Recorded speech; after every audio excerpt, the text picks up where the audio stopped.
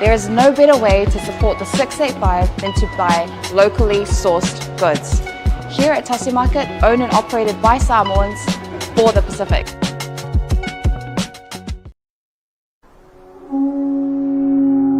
SMI Hardware is proud to be Samoa's leading provider of high-quality steel, metal and roofing solutions. Colours inspired by the heart of Samoa, from the deep blues of our ocean to the warm natural tones of our fala and tapa.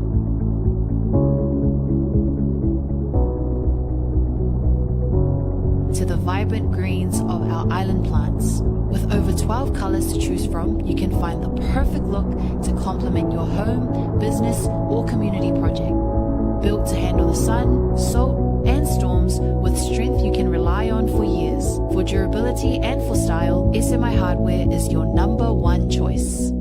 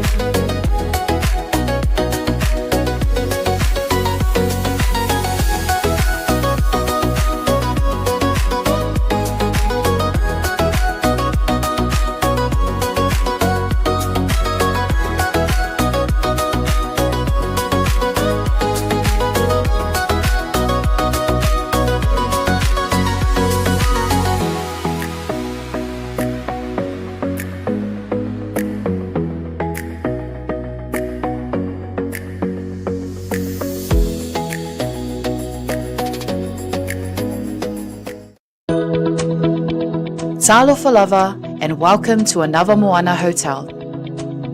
Located in the heart of the Vaitele industrial area in Apia, another Moana hotel is a place where comfort, connection and genuine Samoan hospitality come together. Whether you are visiting for work, spending time with family or traveling independently, we are here to make you feel welcome and at home.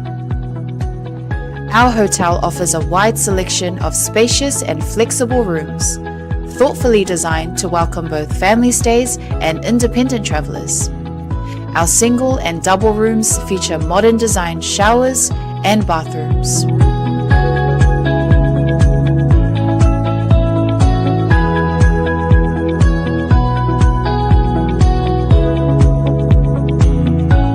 Our family rooms are generously sized and thoughtfully set up to accommodate families of all needs, offering a relaxed and welcoming space where parents and children can rest, connect, and enjoy quality time together after a full day. Designed with both comfort and practicality in mind, these rooms are ideal for longer stays and family visits. Another Moana hotel also offers well-appointed conference and function rooms that are ideal for meetings, workshops, family gatherings, and special events such as birthdays or weddings. Whatever the occasion, our spaces are prepared with care to support connection, productivity, and celebration. With restaurants and food spots conveniently located nearby, you'll be surrounded by great dining options and warm hospitality throughout your entire stay. Book your stay with us today and receive a special discount when you mention Hana, Asiata or Martin upon check-in.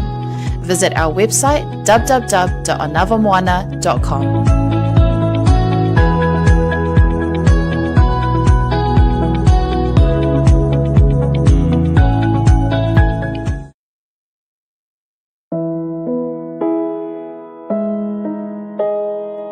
O le Os Pacific Funerals na whaawai le tasi le afe iwa se lau i whae Sydney. Whaamauina o le luai o unanga o le whale maliu o Samoa mal Pasifika o whaawai i Australia. Ulea ma umia sa oloto e tama whanau lava Samoa. Ua silia ma le tolu sultau sanga o lana tautua whaamama avenga mo tātou tangata. Ua tele langa vaa il whaafoina o lau aunanga, ma ua matua fo ile iloa il tautua. Mātou te mawhai lava o na mātou malanga atu I maota malawa e so se taimi e whaatala noa ina mta aupu uma I ta pena I ail whai ngā malanga, mo le ua wala au I aile atua. E ave se aile atua tu vale mane le mautonu a inga whaanoa noa, e le a whaina po le hale taimi. E tā ua I mātou o tātou tūmanga no ua malu, ma o lana anama tau ave lava lea. Dignity of traditions is our service. E tau tua I le lua sulwhae tū la I le fitu a solwa yaso, mātou te ngālu lua E tūsam whina ngalo mana onga o a inga, a e leo so mātou manao. Mo le fia malama lama atili o na sila sila mwhai tau malama lama lea I le mātou tū lau whamtalanga le website www.ospacificfunerals.com.au po le telefongi le tatongia tasi tolu se lau valu valu ono fitu o le national o lua fitu lua lua fitu fitu wha valu tolu o le mātou telefoni fia viai o whaali mo o tolu tasi wha iwa iwa lua ma fesili mo rata itai pule na omi ma sina mua mana tua nei le tautua le All Pacific Funerals Australia lo fale maliu le mo moe ai tautua ina o ile alofa mal fa ma avenga.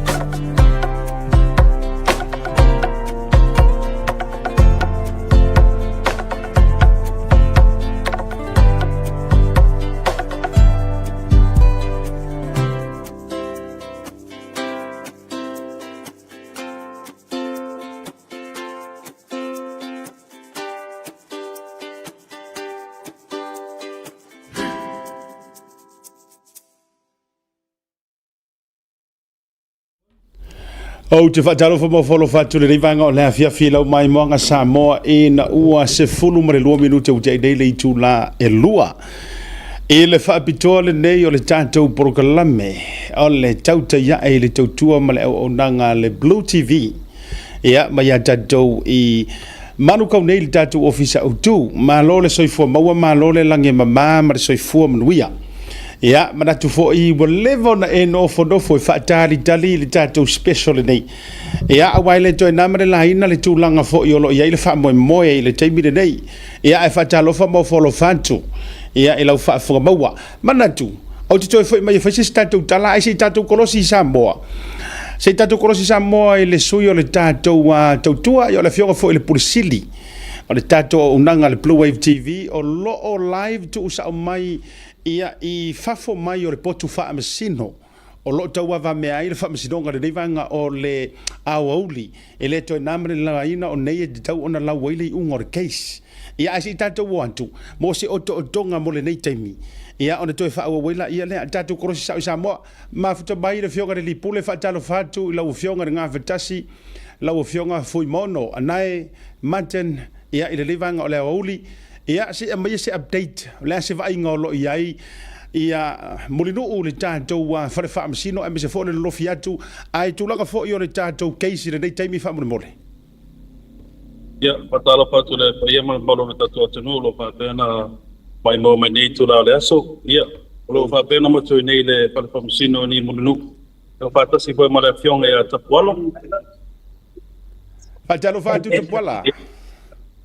Soy economía, valores de economía, a lo cual la que nos va a pelear chule, tu mai vai malai vai se le ta poi nga fa ko nga lu ta tu no ya o ta ni le malu ma ko yo sa mo fa ko pa yo fa si ya ile tau mo le fa ko mo le so mo si le fia o le wa sa va ni le tu la ma mi lu te ta dia te me fa yo mai fa ku ma e ma tu te le o mai do foi tu chono po le me o lau te tasi po le ale me o yai ai mo le te binai e na o le la cho o lo a sia fa ke foi le pa yo ka benet ma mi sta la ma pa yo lo fai nga ko o lo o fa tanga ine te ton o na o le tumu ya ai mai se le uti o apa do e ma fai ai o na a o fa fo mai la mai el fa sino ste foi tu ye le tato we kwet o lo ma tua malu tau ai ta ko inga le tu o lo o ye le pa ya ma ko mo sa mo ma yo na mo ma le lo te lenga mai se ta mam te na ma tu ya o le o lo fi mai sa ko do le so no fionga na ta se van fo il telinga september fa ko mele tu o se ta ko inga ma wa ele nei la ule ma ta ile to hotel do la ma tu e mo ya fo il te o ta ko inga ma san yo na fai nei mu no o in ta ku la ba de ye to te la telefo mai la tu pu ya a le ta he o le pa sto te la ma tu wa nga mai ya e me se fo pa ya la fo nga ro sungi fa fenga ia ma nga tai fa tau lang se tono le tu pero mira tu para ka mai fa fo ai ole tala la tamai ni mai chipre ole ma tu te tali ia tala sia ai la ni te wala walu fa sala fa pe ta la va ya so ne ma lo ta po mai sa ta pa ta tu ma lo fa tai la wa fa tu tanga ta pola me se fole fo nga tasi ma waila le tatou no o le ha o te loa le va ia tu initial live mai le tai ao le to atelo le to va tu le wa sa do mai o le asa o e fa fonga fa le tu si tala ma tanga ta fa sa lau e me se fo yo le mai tau o tau pole le tapo inga o ala ngona o tanga ta o auto va tu e me se nai ta mama tina ma tu tua fa mo le fa yo na tau fa mtar mai ia e fa dia lava yo la to la fonga ia le nei aso le to tai ele o ia se tu langa mea e fa pole ia o mata wina pe lo la to sang mai de ia ia o lo la to la ngona le pa fana ia e mai se o le ia la lo la to tau ia o lo fa tasi nga no le ni man fa mo ni pa mia ia man le la to o lo ta ia fa u me so ma fa lo se ma lo fa tai tele ia se vai nga i tanga tamalanga tu no i fafo o le a se sila lau to fa me se foi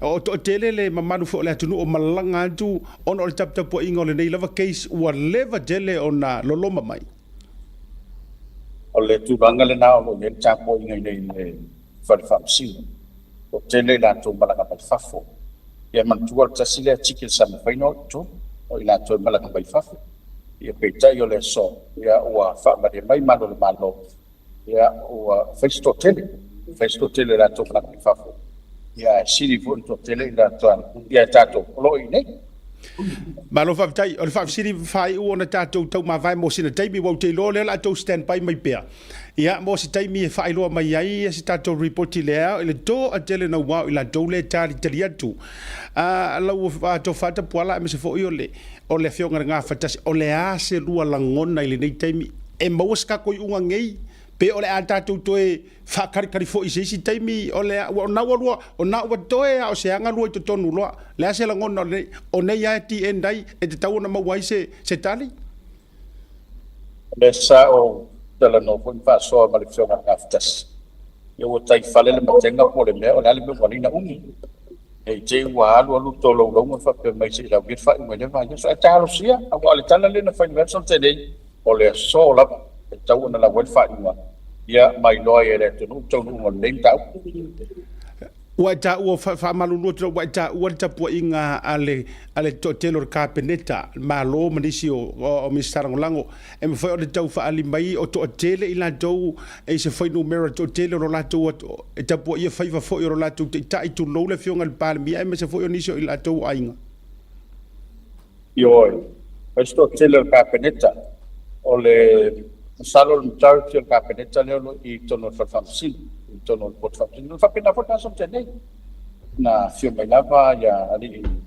style ka le tau mi style ngana o le olo la tu so mai le fa sino si banga nai na to lo malanga fa fo tanga ma tulanga pena ya to te la le o tono tato officer fa o fa sip ba lo fa tai ia lo fio nga ftasi le ase la ngona fo yo le ia so ai mai so tulanga ia I lau fo isi le sila na wa malanga tu e u yo nisio fo fuanga ia wa sanga tonu fo I mal tai mo fa mo sau mai tau na so tato tunu ya pastai lava sa taman sip ese boya le energy le ngele pa from singa kengenge amisera ulang le supporters ele ngata ile fast but supporters ala mago se boya le fio ngale ni palmia te pela versione ngata pon so sele foi le o malanga mai le o malanga mai atunu mamau mai to po ile fa moi but definitely a different energy. There's a lot of people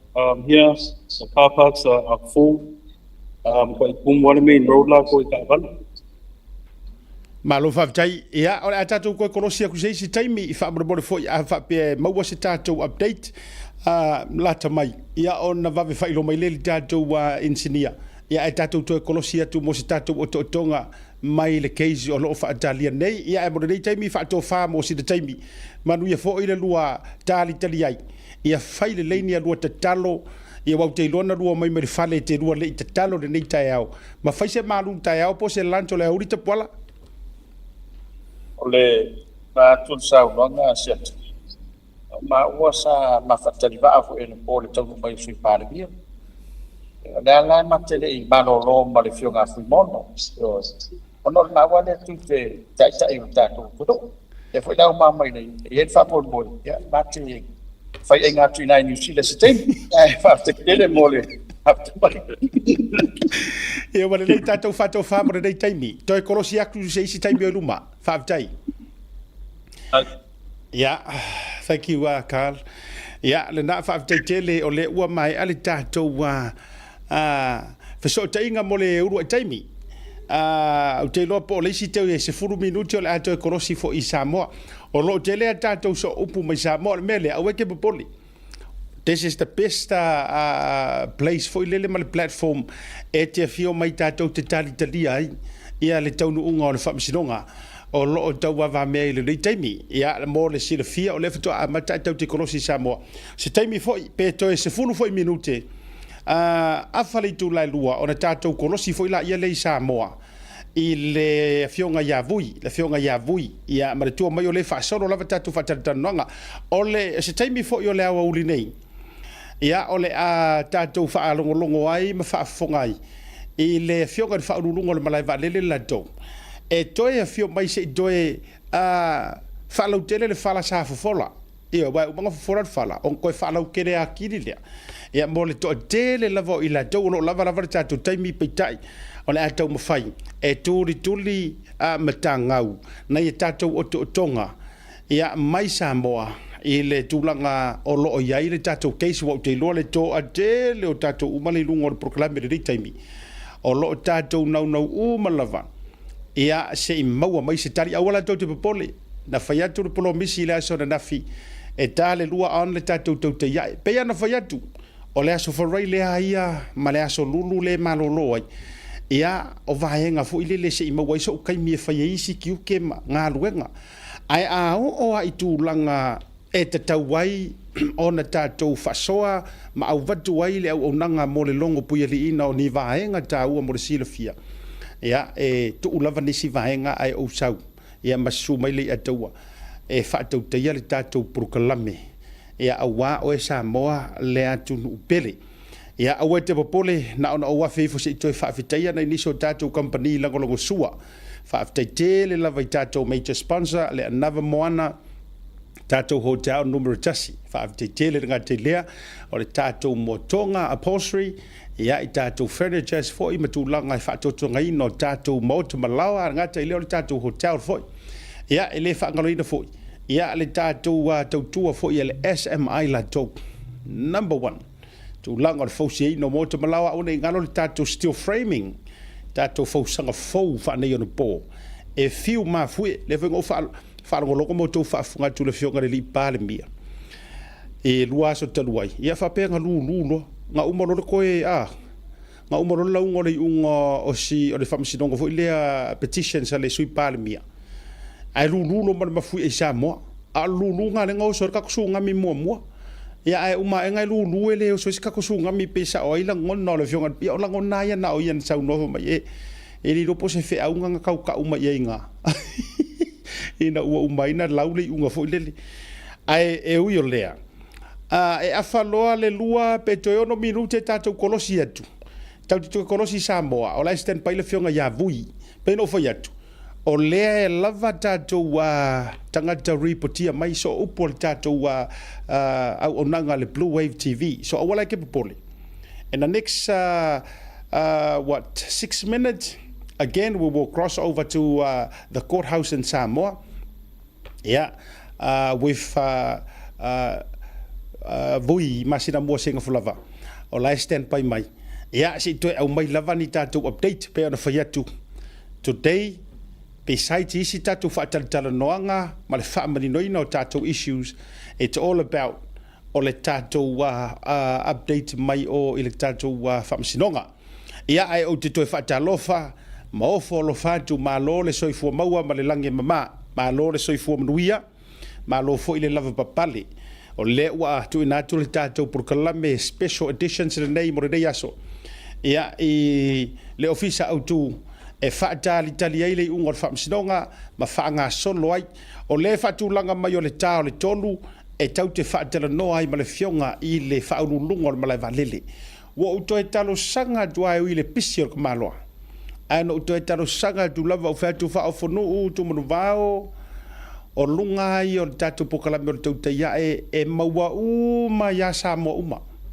o Samoa lelei ma Samoa whaalelelei o Samoa e lango ma Samoa ko mumui kuloua e maua uma ua fo i pole a fo i le feita ma ia ma ua malei ataua but e le mafai na tapea le TV e maka mai lava ia ua fo i e moni uma ma wha maoni me i e ma te faʻasoa duai le winga la le whamatalanga ia e tale tonu o le whaatulanga pe a kou smoothly lava tatou so ta inga hopefully e o tu fo i le nataimi ia ua maua ua levan te tauna maua e ere fasilei ngā tapuala le na saunoa le ngā maua i lau whaalongo whape mai ua faisi umi o vamarei la o totonu ia mara tua foi paule mele nga ia ore haku roa lau loa ia aita ilo ia woi ku la o kokong fesidi wangi mea sa ore ngangor ka meki mako sa vai what happened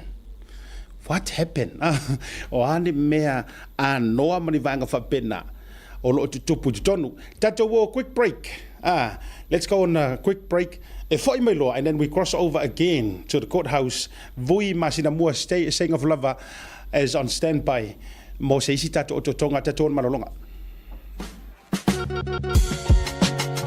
There is no better way to support the 685 than to buy locally sourced goods. Here at Tasi Market, owned and operated by Samoans for the Pacific.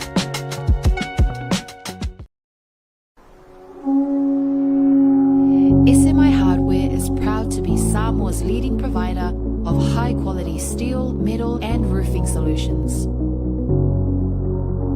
Colours inspired by the heart of Samoa, from the deep blues of our ocean to the warm natural tones of our fala and tapa.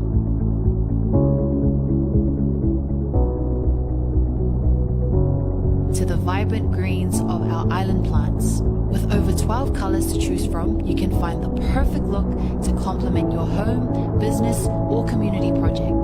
Built to handle the sun, salt and storms with strength you can rely on for years. For durability and for style, SMI Hardware is your #1 choice.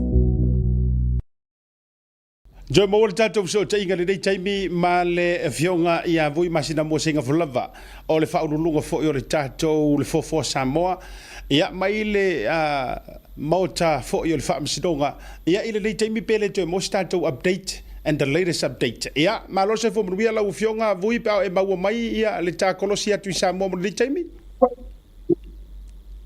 ia ve yo ni vano te patano fatuai lau to file vai malai o le teimi le nei ia pea o sila mai ia le ua i fafo le teunga le lipanemia le ua i fafo le teunga le lipanemia ia o le tulaga ua manino mai ia o lea ua manuia le tatou case ua solofua mea uma ia o le miigiga e foʻi pe i le tua ae ua lava nei iā te tatou ia o le ia la faafetaitele vui o te loa ua lava lou si ufofoga lea na o le faafesili atua mo latou uma lava e toono faamolemole ia o le tulaga lenā e pei ona maitau atu ia i le aumaiga o le faaiʻuga ua solopua ia le tulaga o le faamasinoga a lona uiga o le ua taʻu mai ua leai lava se mea o afaina ia ae o le atoe autala vaega ia pe a maeʻa o lea le a saunoa le apioga le lipalemia. Okay, faafetai vui lela tau mawhai korosi. I think, Carl, do we have a footage of the Prime Minister? Let's, okay. Lela tau mawhai, am whai fo ina whai atu ei lau camera. We're trying to sort out se tatou koneti atu vaenga le ei le fionga le lipalemia. Ai mo le taimi. Faafetai tele lava, faafetai tele a lau fionga a vui mo le tūlanga o le tatou update. Ia ai se tau mawhai atu se tatou so ta inga. Ia e le tūlanga o iai pe awhape mawhaina tu ina tu e lau camera face atu iai vui, that would be nice. Ia tūlanga le nai peo nei pe asia. O lewa fōringa mai, o le ata tala no busu. O no lewa, whaile vi inga o le tua, tu sai o le whamoe o le asia. Okay. Ole ale faina, I'll let you go and enjoy for now. Lela asu atu tato kolosi o ile vaenga o fai ile lotu taimi nei. I'll excuse you. Alo fatele atu, faafetaitele. Yeah, I'll see if we can just rejoin with Peter's while whaamolebole. Or otherwise, se iwa atu ia nisi o tato o lo live mai. Ai ole tala fia le na. O le ala se isi mea sili atu I tua o patatua lea ua mai a ua whaai loa mai o le whetau I foi. O le whetau I foi. Yes, Carl, can we just have Peter? Whaamole? Okay, se I tau toi vai atu le tātou so te loa langa a ua fia kere ka puala ma anai. Ia, ai o le alea whaina. Se I tātou vai atu. Let's go on a short break from the mole lava Carl. Se tau sa ile tō tātou koneti Samoa. Ma le talofa voucher.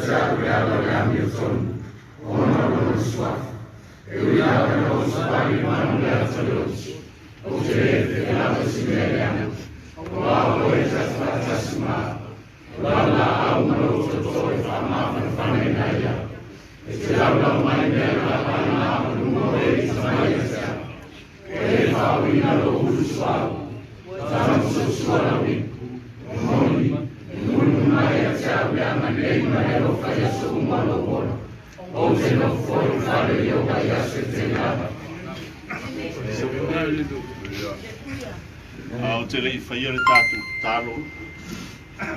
Tātou e stau o mai tātou te fia mo ori ai le nei tūrana. Me teimi lawa e te su e aile tuspa ia. E a mata lava le tuspa ia I upu nei na whaia le atua le langi ma le lalangi. Sā sona no numi. Sa pongi sā ma upitia le moana I le pongi sā. Ao le nganga o le atua na ngau ioi. Na fue na tu SMI uma tu mta manga me uma le popoanga le nganga le na ia sufina le famasino le aso nei mai lato le wa tatou oli mo tatou fia ta la le fai salamo awani ya tatou ai tu atu le vi inga ile tua le na ia ta pena ina mea e a fua le aso nei mai opo le tatou atu no o lawo le fiso o lawo le tolo e ala e tasi le mauma iolo sei o tātou te talo o mātou iai ma le loto whaafatai le tamai le nei asu o wais o iu lawa na sona numi la ngona ma mafau whaunga o tangata e tū mau pēr le ngā rua o lo lava ngama e te sufi ina ma wha malama lama ina me ao o na malama lama ao mātou iai le vai tau o le pomi sā I le whamana tuina o le whanga polo lo wanga I atu I pōpua ngā mati ngā. Mātou te talo ma le loto whaafatai, ono lo wanga le lei ma lo walofo wa tele na wā. Wā fuana mātou pese ma alalanga, o mātou tali tonunga, e te lei tua ono ina le nei wha moe moe. Poi pe ia li inga I la o fio le tama, ala mātou te talo. Ia tu maua o whamanianga I la o auna pāle pia. Ai maiso I lato uma nei na fia nei wha moe moe. O leo matala ia senga le wha moe moe o le tamaitai wha masino. I ia lo swafa. Au tāpua I te tālo matu le muli pupanga. Maanga pongi ma te tālo lo watu no. A leo ai tali mai. Po I leo le vi inga ia toi. Ai tu maulo mātou whātau wā. Mātou te le se pēle malu o le Tautai A'e. E iai peo mātou se mo mātou whale tonu. Ao le tatalo, whapare pale ma whamangalo I mātou umai lo toto, na whamalingina. Ao le whamoe moe, sa ngā ifo ai o le tai, ia maua le whina ngalo o le tātou tofu pale mia, a wale sufina o le manuia o Samoa mo Tautai A'e. Manuia le auso nei, o nai a inga ma nai whanau, ao I tū malo. O le mātou te talo lea le tamae, ia manuia lo mātou o tunu, ia manuia ka le se kewi sana umalawa, ao se maleanga, whamangalo lo toto no whamalingina, ono Yesu ke riso le li whaola, o lena awao ia te mātou le talo, lo mātou te mai le lagi, pa ia lo swafa, ia o mai lo malo, ia whaia lo whinaru la rangi pen whaia e whai mai a te mātou las me o mātou mea hai tau nes. E whamana e te mātou o mātou sa. E o mātou fore mātou whamana e ngāti e o whamana mai a te mātou. Au whai tei le mātou whasoso. Ai a rai mātou taia. Vai o mātou o mamai. A tō mani e whapara. Au le mani. O Yesu, o amar, il talo e tane, elo, vai a me manu me.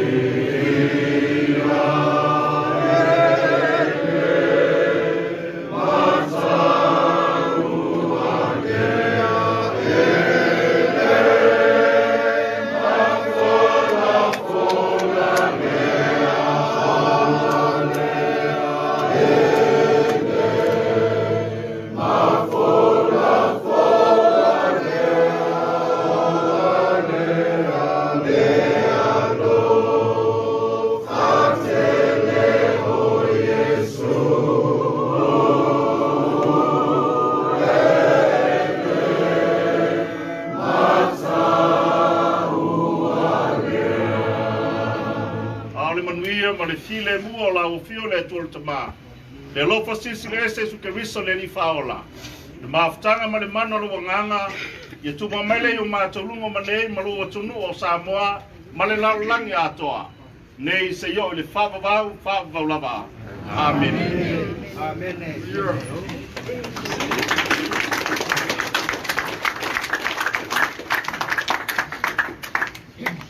Ia, manatu o lea ua maea sa wila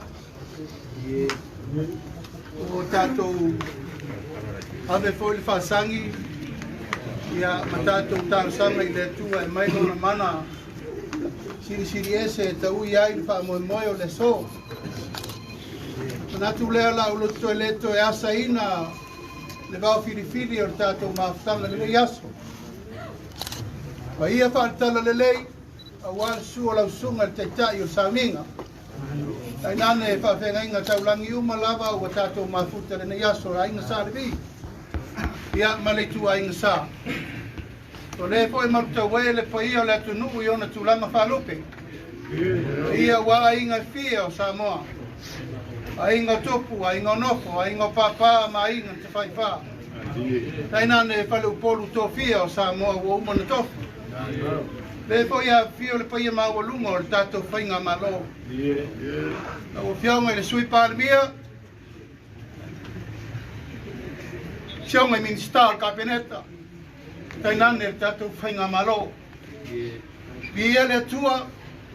Le tātou nuti mea whātasi le tai au. Na tātou te talo. O tātou whanono manu ia i le tua wale ngase malo. Ia le tua pēlo na viinga nei se iau i whawabau. Ai mamuri atu le nganga whawaftai tere le pa ia mawalunga o tātou mafuta re nei asu. Wa le tasi watu lasi o sautua whawhafa ma sautua lasi. O tātou teimi whape nei sa tātou no e manu. O tātou turi vai whaatasi le no whaanga re nei o le sulfa inga o le atunu. A wale sa ilinga o le amiotonu. Kei tai o le tai au le nei. O leo tingi pa o le uto e pei o le whai vai. O funga voi le ai le upu i le seunga ngongo wa tu lima tu tula wa whaifo se ngaula. O leo wa e le whai boli ai tau pe ngā launga. O i mangalo le hapa na isale murianga. Ai tofu ola le vai o le whare tu masanga. Ina wa mai le whiau o le so. Ia le tua. E mama tātou uma i tua inga na whai. Iae, mamari maurunga tātou mātanga nei asu. Ia ua ia nei a tei tātou. E tātou whawhau i le vi inga ma le whawhtai le tua. Pa leo ina le nganga whawhtai, ona ngā ruenga whita. A ruenga whaingta sa whea ngai ma te mai tai whamusinu. E li tonu lava e se a le taimi o le tangata.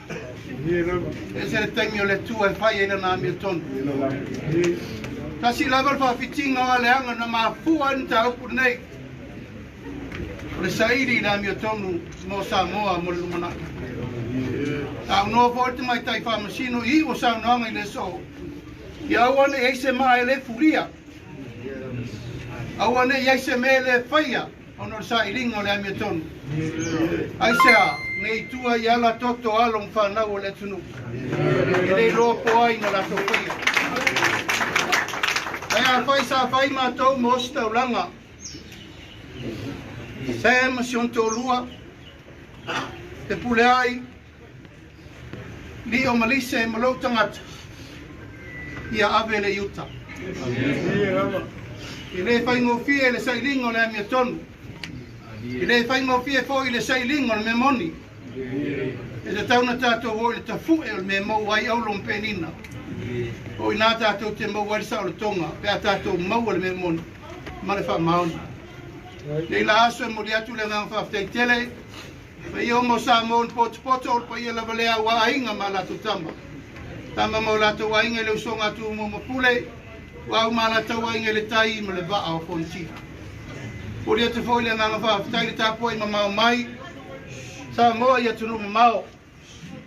Nane le tātou wawa whenga iei mitu tuila mo manua ma le whainga malo. O ainga o paolo mangapa. O mea umalava tātou te anga iai mo le wha moe moe. Ia tātou turi matai I le tua ma lona fina ngalo. Lau lava leo lau tālu sanga le tātou ainga. A whai wa tātou maua malo I le so o lalo. Wa whatei te inga nā le tua. Ia o tolo whangia lau tau alanga pea. Aua le manao I le laua manu a le wha muri o atu.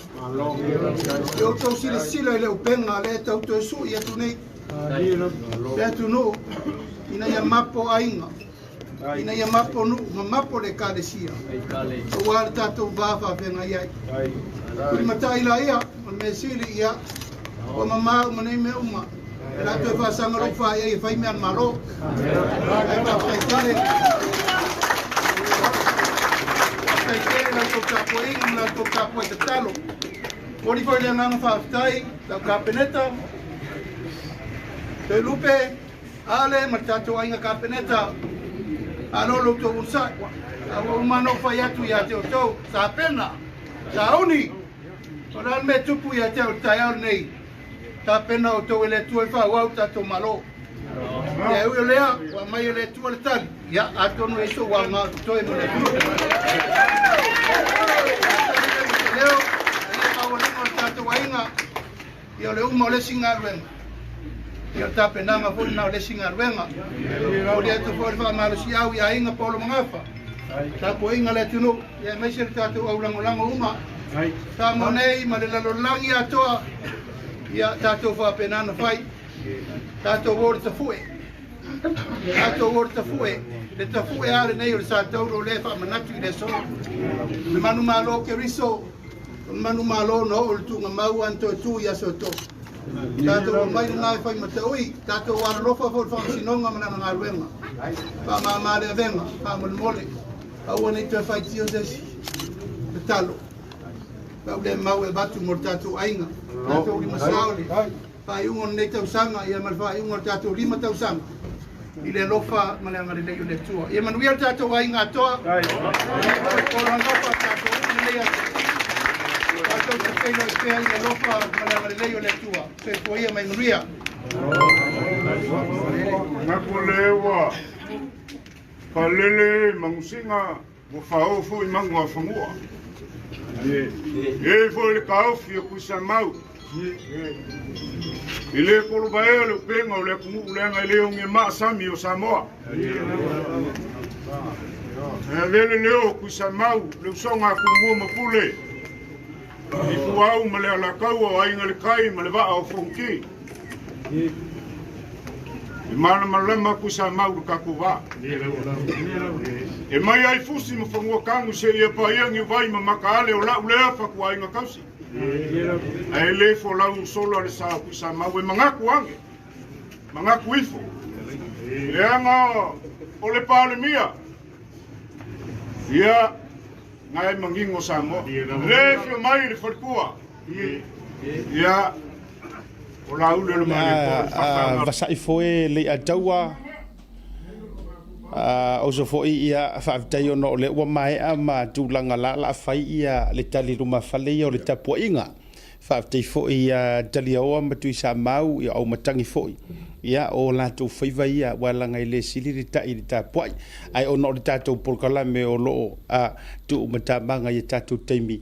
Ai paua leo le vaenga na nau le loto whaalupe o ele nau mati. Ena ia momoli atu I luma o lou o oe. I luma o lou luma maota ma totonu o lou maota ma le lawa. Se ia tātou moli mawina le unga le ua mai ona ma lele le fionga le li pā le mia. Ia ai tau te le itala mea whaasolo la le ia taua. Ia a mea se la ngona le nei vaenga o le au auti. Mailo au. Ia. Ai oi. Whawhikai ua i ua manguia le whamsingonga. Ia, mea rawa lea wa e miki. Ia. Maka i wala miki na whapoa leke. Sole. Era o soro miki ao ngai miki ao le fa Miki ao, e fa po kalama. Ia ranga. Ai fa mai au sau kalasa ia au. Sau fusi oi. Fusi. I liu mai aka mai ke au. Yo fa kulo. Pe umai wingon mere. E manguia laso. Ia, pe o skafa kai fo ia kala sala ko. No, first and foremost, ali a tau ia tau le se lo fina ngalo ai mo la fa tai le tua. Ia, ga. O le fa kai mo nga lo loto bivi i le kua wai le o ia e fa vaulo na lofa. Pe anga ka ko fa ia ko o le tangata. E yere kai mi kau ki kau mo fai ai e faingi ni o ka ko manga ku marangonga. Ai ke fiu e kau fai aku ua sau wale anganga o le tua. Koe a o le fai aku whaakangaka ia oe fai le mea lea. Fai le mea lea. Lala na lai no mua u whaafitai le a tau i le tua. Whaafekai kele i le tua a wa o le ua whaari lo ngā mio kou. Kulo. O upu matala na tā whaianga i le whaamasino. O upu matala o manatu o le tangata i le tāli ngā. Also le a tau le la o whai atu and I am proudly saying this. Leanga whakai ka inga anga o i Samoa. O a ule si leko o fiku ele au vahenga i. O e moma. Leanga kuse e lawe hai kua ia mua lewa ngau mai o kia waku maa u i Samoa. Ona o Samuelu. So o le victory lea. It's a victory for all of us, for the country. A o le victory mai lea kua leanga aino o ke lenga kia. E le ingi singa whauangi mea. Sauli. Lana la yana tele tulo o ke fai aku ele fa pe o se sita lava. A fai nga kele au kala kulo lo fa fonga mai kalasa. Langa e kele. Wo fai atu a ho langona. Wo uminga koso aku ngai me ele se me mo. Ana ga me kaun me nga fai. Yes. Absolutely. Paulo fa fa foi wo ko ngoro ko kango fai. That's it. Wanga ikanga kinganga lo me fai. Ai fai. Alanga lala vai. O ila tau te lo ai. Ele i mingoi kalasa e kali mai o le ika. Onga o ka ua. Because o ke little pieces por kalame. No, la i umai si mau por kalame, but if there's any show nga makua i ku a aia ile issue lea markulanga. O Tautai A'e. Alo winga lan whamitalanga. Whaafetai ele i tali a pe tali whaatau matatau mai sei unga whaamasinonga ona oni emotion. Ai nga kalisa o ama faali ka mai kai fa masingo le finga ngaro kongo le kua le nga e ka kalo ai ma o ka kalo ai ma ka ko ka alanga o mai ma le nga binga mai ka kalo ala le nala o le fa fetai sili le nai le tua io e o le fa fetai sili le nai le tua ela na le tati fa yatu le aya ngisi upu mangisi kala sili aku vi ia o te ma fa fikai lo wanga le fa fikai kelea o upu ia la fa ia tu le nei time ai tatou te le yo e fa te al tatou fa tel no ngona to fo i mai le ona ma fa so fa la i tele o le fo o mana connect ia tu tatou sui mai Samoa e to join mai vui e to join o le fo stand by tatou fa tel no nga mastasio sui o to ono a o tau te popole ma nga ia ka ko por kala mere nei fiafi ai se vai nga e afe i se tala le nei taimi ai tatou te le koe kolosi langa o la ua stand by mai le whaululunga o le malai waalele. O le kako whaafikai le ngei i le tua. Le tuae whaafitai lo whaamaoni. Whaafitai lo walofa ma lo wanga le lei. A wā e au māmana o ngā mamanatu o le tangata. Ai siri e se lava lo whaamaoni. Ia o le ua Tautai A'e peo le ngō le nei porokalame. Ua whaafofonga le langi. Ia ua tali mai foi. La ua fiu. Se tali e whaariali. E leo se tali ina ia whaapea e whaafia ina ma whaatau matatau i e o loo feita pea. A o loa mi o tonu. E mai a ile amatanga i o le ngātaanga. Whaaftai fo i lau soso ninga i lungo le nei porokalame. O porokalame malava. Sa tātou ngā ruru e whaatasi. Mo le wha maoni na ia whaalia. Whaaftai tele ai lau fio, whaaftai tama. Ia, e me se fo i o lea o lo walo Yesu Keriso ma lea nganga pa ia. O tatu te talo lea. Ma le tatu whaaftai lea, whaafo i le tua. Whaafkai. O na afe lea o whaaftai. Se ia fe atu e whaafetai au na te tofia lea tua. Pea o ngā kā o le tolu ka kukorosiro i Samoa.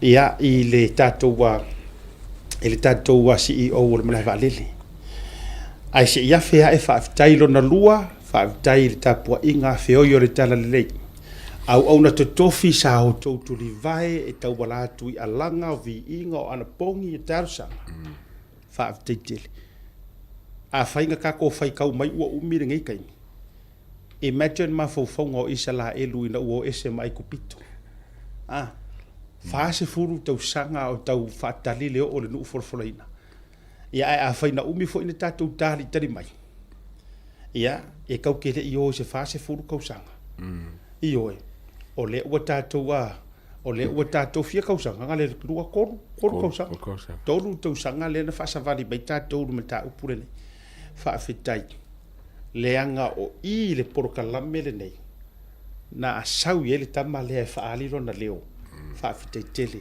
fa'amataga galue le agaga o le atua ia tolu le fa'afetai tapuaʻiga mai lava i mauga tetele seʻia paia se au pito i titi fa'afetai e lē sili le taʻi le tapuaʻi e lē sili a le taʻi le tapuaʻi pea noo faetua nei le ataua tele isau te faigaluega ae o fesili atu e usu a le matou aiga e usu hana e failipukia se o kiga makoi ae o fesili atu le loo matua alae ana pogi te noo faetua nei ana popogi uma tamā matinā matutua talosia lenei fa'amoemoe ia o lokou ai le ga ia ma le fa'afetai e sifo ai le fa'afetai laufioga le tamaitaʻi fa'amasino fa'afetai tele ia ua alava'a mai a oe ma e lagona lelei le musumusuga a le agaga paia ua lē fa'aseseina i manatu malagona o ni so'otaga ma vaega uma ua lau aluga ia e fa'afetai ua e lagona lelei le sileo i titi ma le fa'atauva'a e ala fo'i lou to'amai momoli atu ai le fa'afetai tele tauava meaina o le fa'amasinoga ia te ua fia fa'apopo le fa'afekai e kakele i korosi Samoa le ua lava ga fa'afekai ei ua makua'i malia lo loko lau fa'afekai malo le kofā malo fo'i le fekalai ia la e kakou kolosi o la ua stand pai mai le pulega o te vaetu fo'i le polesili pe agalu i kai le fa'amasino ia malo le fa'afetai tele lava fa'afetai malo le tapuaʻi o keiloa fo'i ele i lelei i augaluega ia fa'afea o le chief of staff o le pulesili o kou uma lava i galuega le malo lea na tulaga nai ai le matega i lenei aso ma tulaga ia ae leʻi mamā le si'itia o teiloa fo'i o laufioga le isi na matuā kigaiga kapilielu lugā i le kakalo ga e aufatua ae talofa atu i laufioga le polesili tumanuvao fa'aono'u malo le soifua manuia Talo fai lau fitalinga siata. Ia le ngata foi leo le fionga ia le ata o le sā. E se foi langono le nei aso. Se aso foi e te tau o na tusia i lau le tala faʻasolopito le tatou atu no. Ai o le nganga whaafitai. Ia ua whaali le nganga o le tua. O le mea sili mataua. E tali ale tua i lona lava taimi. Tali ale tua i le whaingo fia fo i le ngā luenga a tamaitai whaamasino i a mali whaamasino ma whaamasinonga. O nei ngā luenga. E le o ni ngā luenga whaingo fie. Ai sea. O tātua o ina e tusinga pa ia. E tasi ale whaamasino sili. O na o le tātou tamau i le langi. A vea oe mas whaamasino i lalo nei. Ia e te mana o mia le musumusunga le nganga. E whai e le whaamasino noa. Tonu ma le amio tonu ma le sao. Ia, o le mo le tuai le whaaftai tele i laufitalainga vai malaya le ngata fo i leo le fionga ia le atau le sa. Ia, mano le ta puai.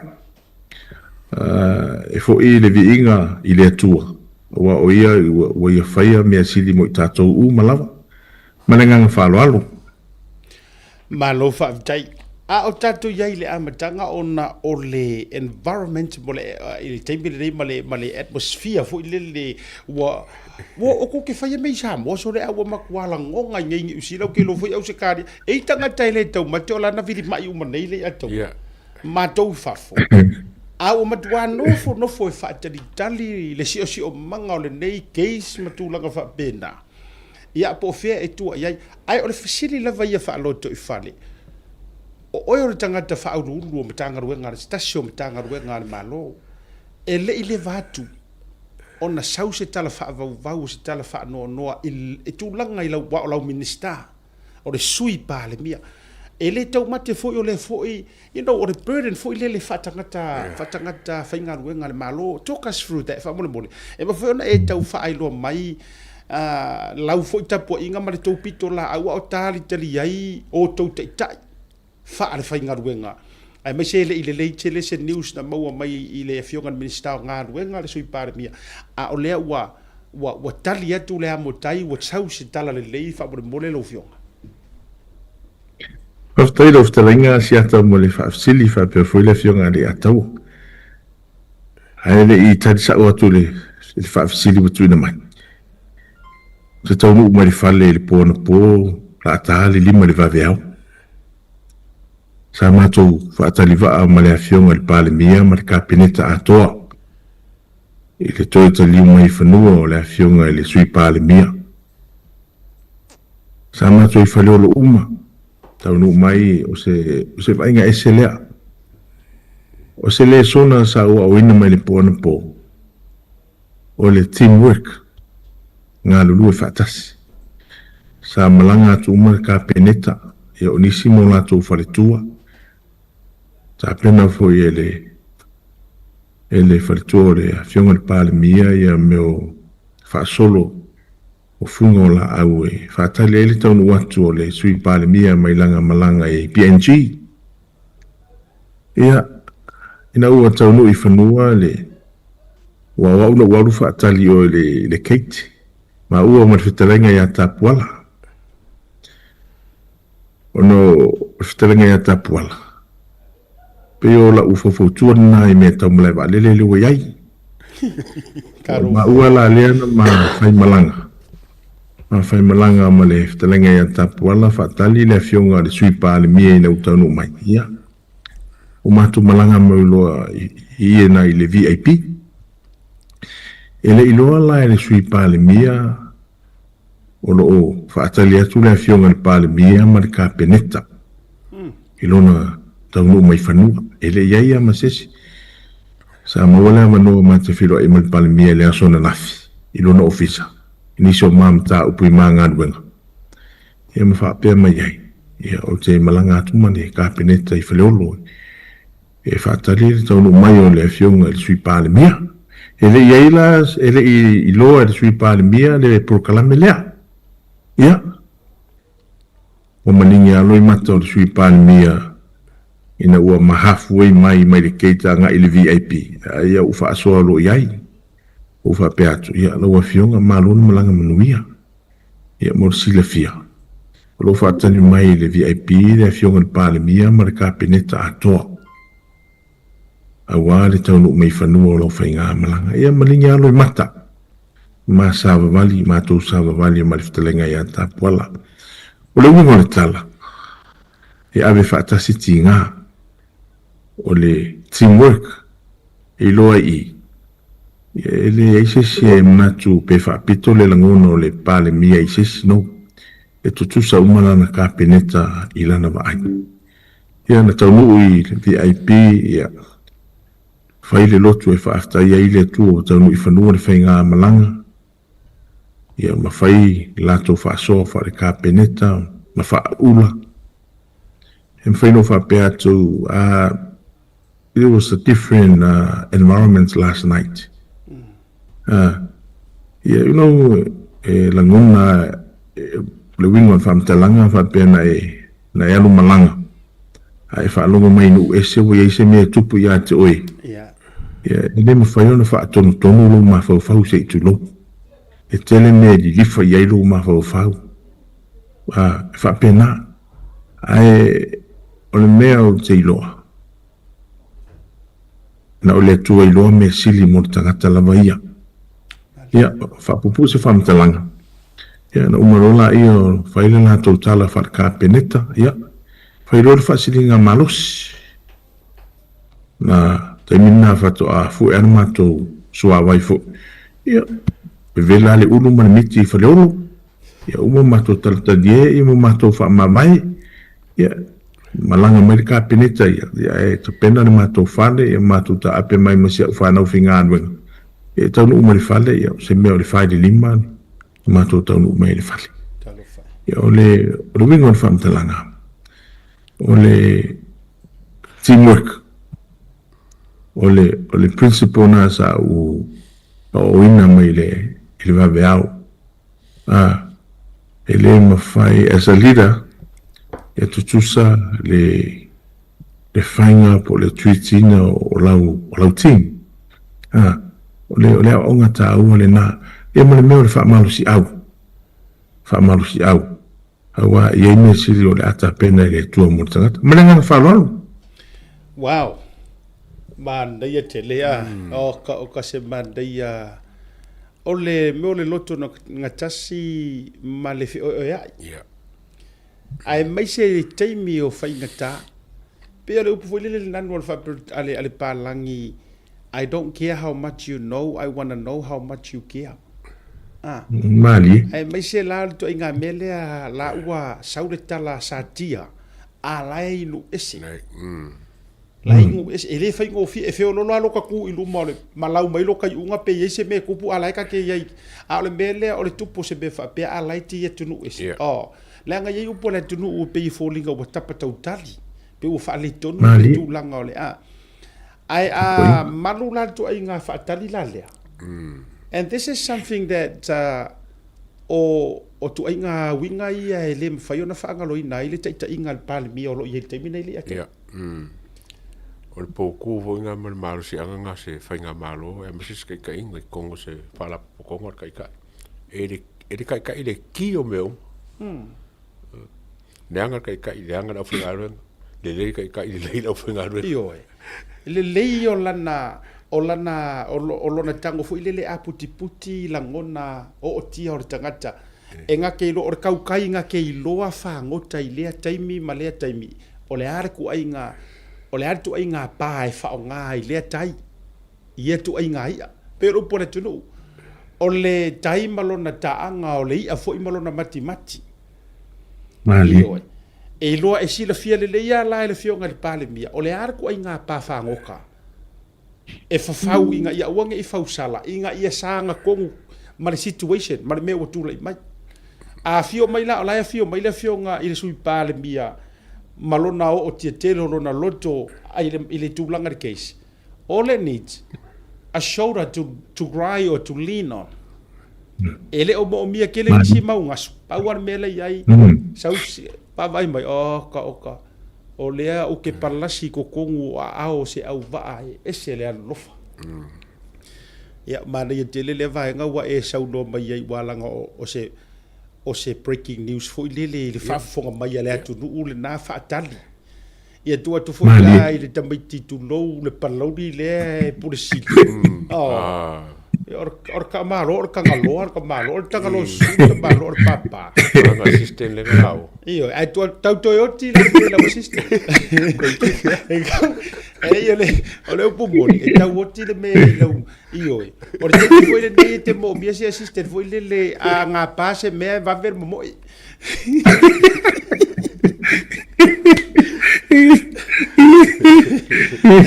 ole foi no so mai update nei el tamalo e so mai or falefono o ile fale fino ai fai u ai foi ya le saungi sau e o mai ingi usi la fai sta ma tanga tamalo or ka biki sa mai malo ke le o meleke o yo lea ya kama Trump ko inga ko ki ko vai fo ko me i kamalo ya ai se tatou wa fea o te loa ua mai alau whaatatara noanga fo i sa share solo tūlanga ia ai mana tūlanga o i e se hafo i langona o rungo tatou tauta ia e la tau ia malie ai se i amata maia o le tūlanga fo i wa mai e observer ia angu sa fo i ngei pepa ma tūlanga o la tau tustusinga ma vaenga whapena ai e tau avatulo ulangona fo i lele la wa fionga i le touli o le tonu langa tasi le o le faafitauli o le faafitauli le tupunga pe swing o malore le ataua o kama fo i lele e te rua ai faatasi ma le iuta le faalata e le winga o la te tala tangata fo i e lea e wakakaunga sanga kongu mafaufau e ngā lulu e faatasi ia ai se i amata mai ei sau noanga i le ale me tonu o tupu Whaftai o si ata mole whawhisili. Ia. O le mea o te fia amatuelenga ngā whaftai. Se whaftai le atua o mwhai o na whaatinoina le nei ngā ruenga tele. Mo si le fia na amata mai le whaatatanoanga o suinga i e lua afe, lua wha. Ai o le mawhauwhaunga. It's more than 10 years. Mafau ele pulenga o nā fo i aso o nā fo i waitau i nei tamali i fo i sa pulisili nā waitau e whai suinga ia o no ua anga i ilunga le tūlanga o le wananga ia e pei o le mata upuna e tā ua lauftalenga siata o i e te whaamauti noa ai ia o lo ola whaatasea le saitoma titania e te whaatalofa ia iuta ia so uma i tae au uma. E te sei haia ia iuta. E te lo ilo iuta le la, lewa ilo nei. O le mea e whanua noa. Well, from my side i le SAA. O uma na whai le ngā ruenga ala o QA ma le IT. Le ai ma sesi e clear uma se au whanau. O le riki ia is beyond my control outside of SAA. Tangata ia na recipients le email. O le mea o te whaanono ai. Wa o le sile mata upo e whaamamawha le ta mao la tunu. Ia malo puipuia information le malo. I to tonu o whalewhainga anuanga. Ia ere ngata lea o e anga i tonu ia ise se fe au justusia. O lono winga, e tau mai ai. O se isu lea o te iloe te whaamamawha le te ina ia po le fionga fo le pāle mea i lan pokala me le fia fina nei. Ia mo sire fia, ia le taimi e maua ia iuta. Awae o tātou malamalama le tuspa ia. Ele ile leile tūlanga na no o ia iuta. Na toi pule a iuta e ilo na ola. Pe sao e hau asiata. Sao le le. Ia, o le mea nau te popole. O te le mana ola ia iuta e pule ilo na ola. Te le mana o ai o le mea. I think o le mea o lo tau mawhai ia tangata e whai. E tau mawhai e whaaleanga o mare pulenga. Ai, o le mea pi o lo whai atu la whatata noanga ma le chano le malo. It's a human error. E le ia se sa o lele.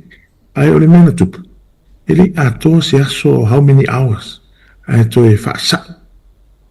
E whaasa o le mea o tupu. Ua type whaatasi e si vaenga le na whaioli ia ele tātou suinga. Tō sori tātou visa ia mo le departures alone. Ai wala vei ma le arrival. O le halala nā le na tupo. Ai wa umanto e whaasau. Wa umanto e whaasau. O le isu i. O le malu puipuia o tustu singa ma i le ofisa i le ofisa. O le mea numero tasi le nā. No winga e tau mai e. No wonder I televo iau mata upu very sensitive issues ale kapeneta male no whenga malo mata to uma. Ele sausi official fu ile letter. Sorry, ua iloa le telo tagata. No winga o se, ele o se ta mai issue. O se mea ta tau na ave iai se whamamafa. Whamamafa. Ina ia mawhai o na tau fia ia tu inga tangata whaalata whapea. Aole mea o te fia ai ma whaaftai le tu. Ia.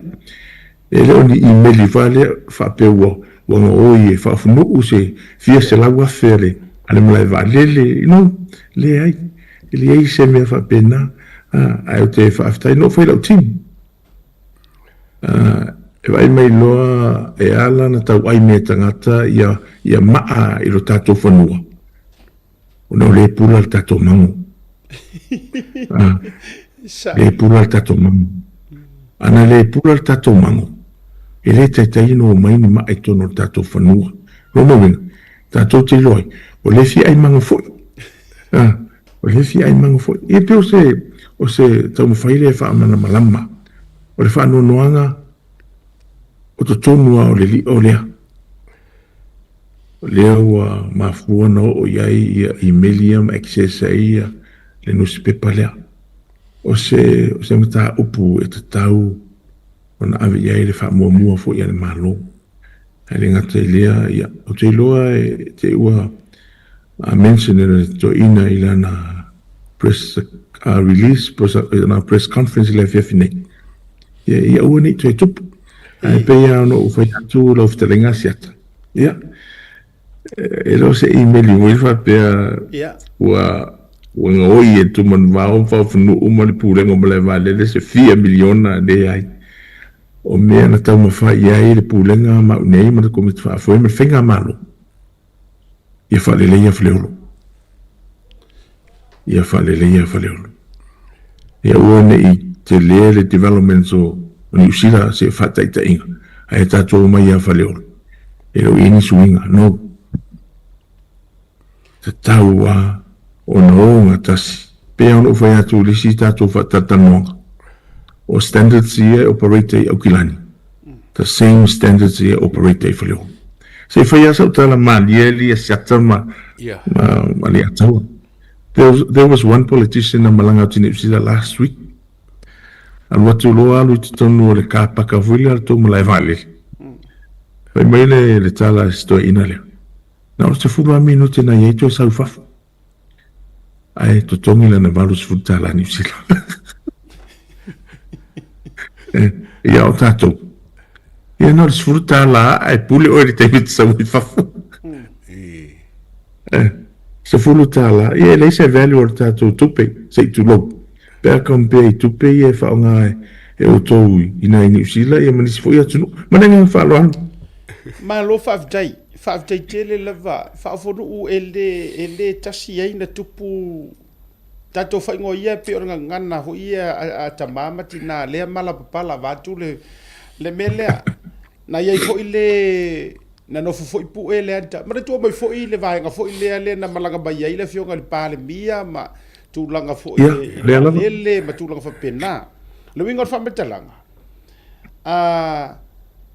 Na tupu mua fo ia na sa ili wa uma fo ina faise tala ile atali i matulanga sa fo ile fa tamba ia ila to alepe ia tangia mai la utiro tilo ile isu lea ele se tangata fainga ruenga ma wala lola pe afa pe au te tau valatu e atangia mai o sesi lenga va ko lo fa kai nga ya yuka lenga o mafuanga o se o lua ai fa tasi walanga to mie tele sentinga le au fainga ruenga o pe po ia si ni email o le tangata le au te lofore na ua ia te oe wa iai o vai mata le tūlanga o le foi tu ai ngā tangata a o le upu monia e lenga ki o kanga kai wa kankukuri I mean le mafai atua you don't have to say that o le tau al tūlanga ia o le ala foi le o le matutu i tūlanga o le saidinga langa o le kau ke ngau uma sei ka se mo ki kangia le anga ia le e vai la iai awa ana ilo mafofau le atua ana si tangata le lei a wai lolo wa identify la ngai ai mo human error o bo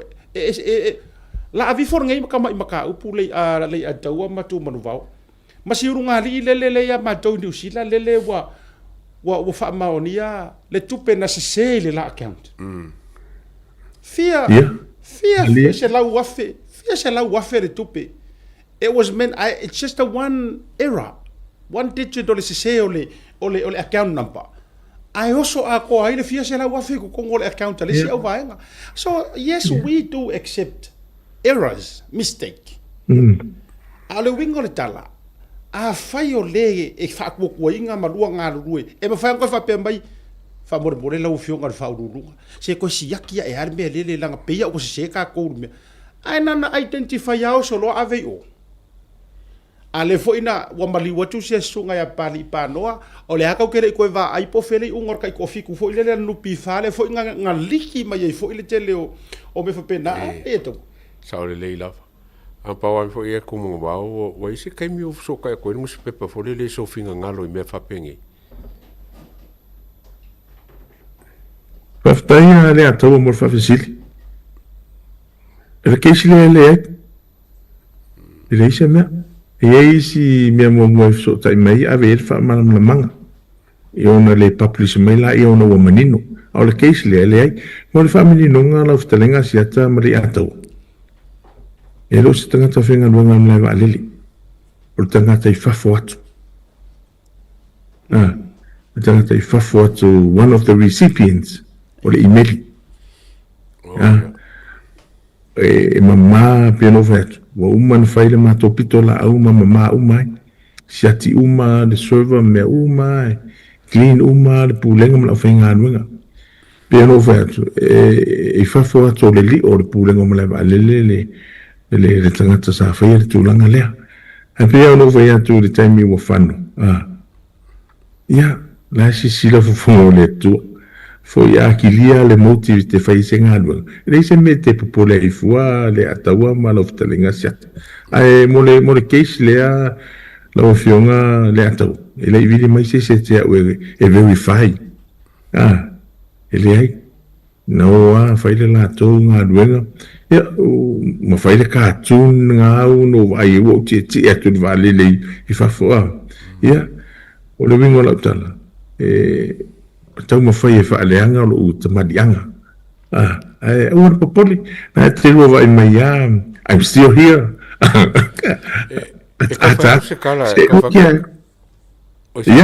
Sorry. E kau whak se kala ku mawao langa ngu whaalongolongo ele kai mi ngu whaalongo I press conference akuila epa.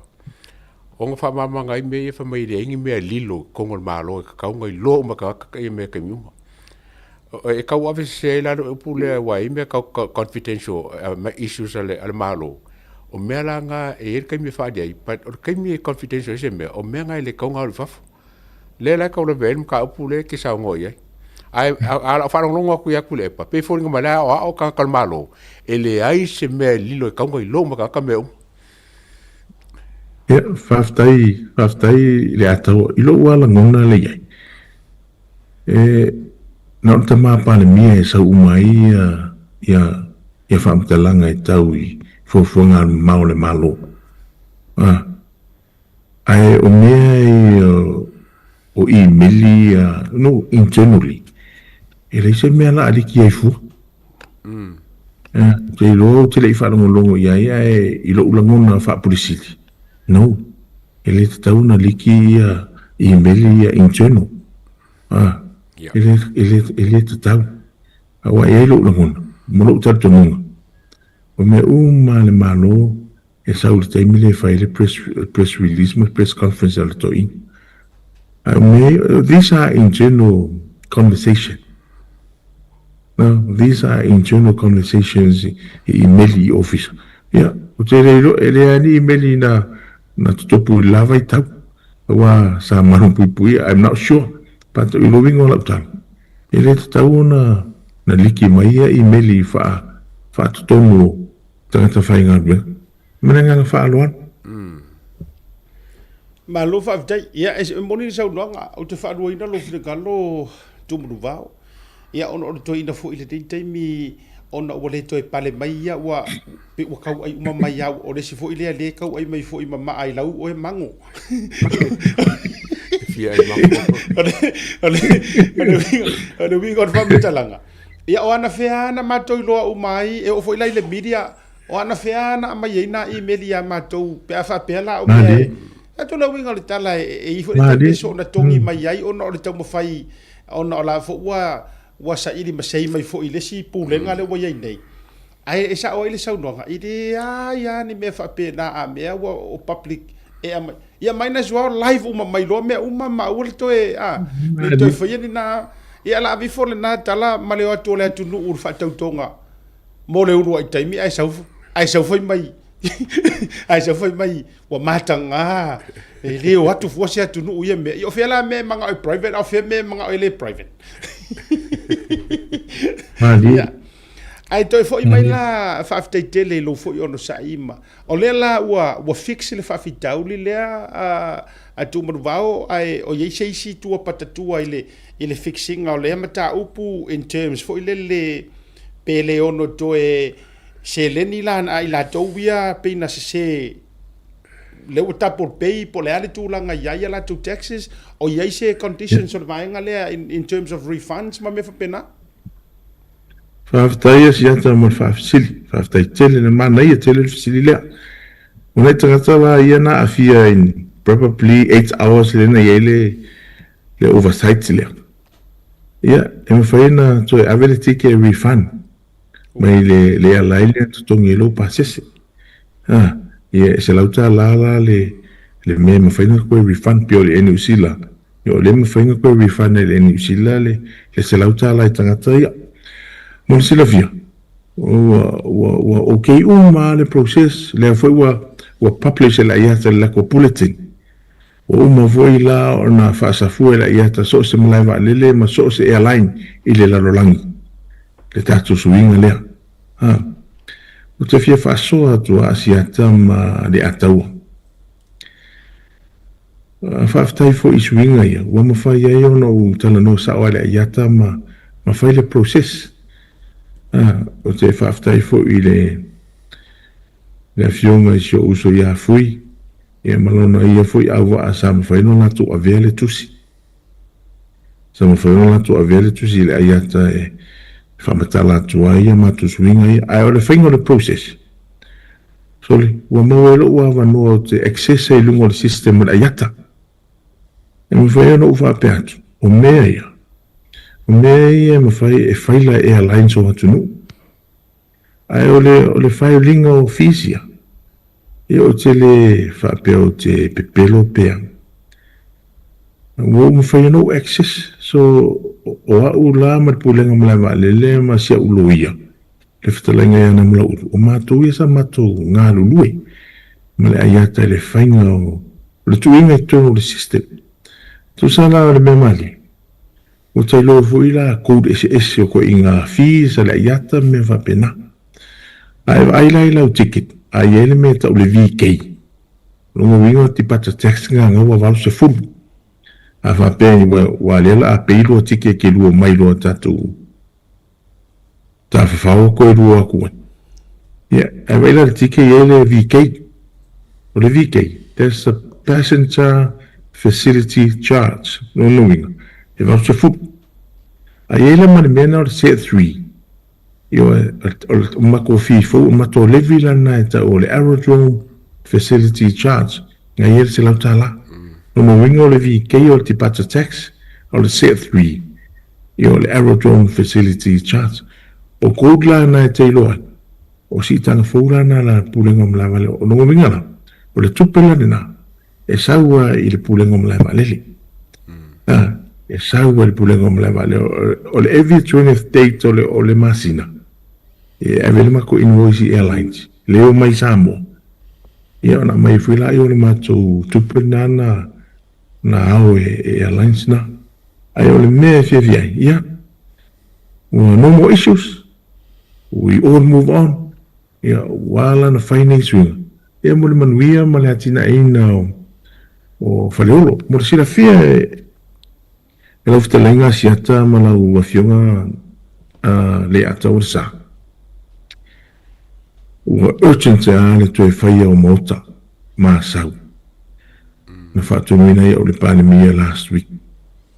Le ala whina sa mata no le aso na nafi. O le atoe whai le toe mino ia sau. Whatele te isi le runway ma install ia meta o runway lights. Whapea whi la mota.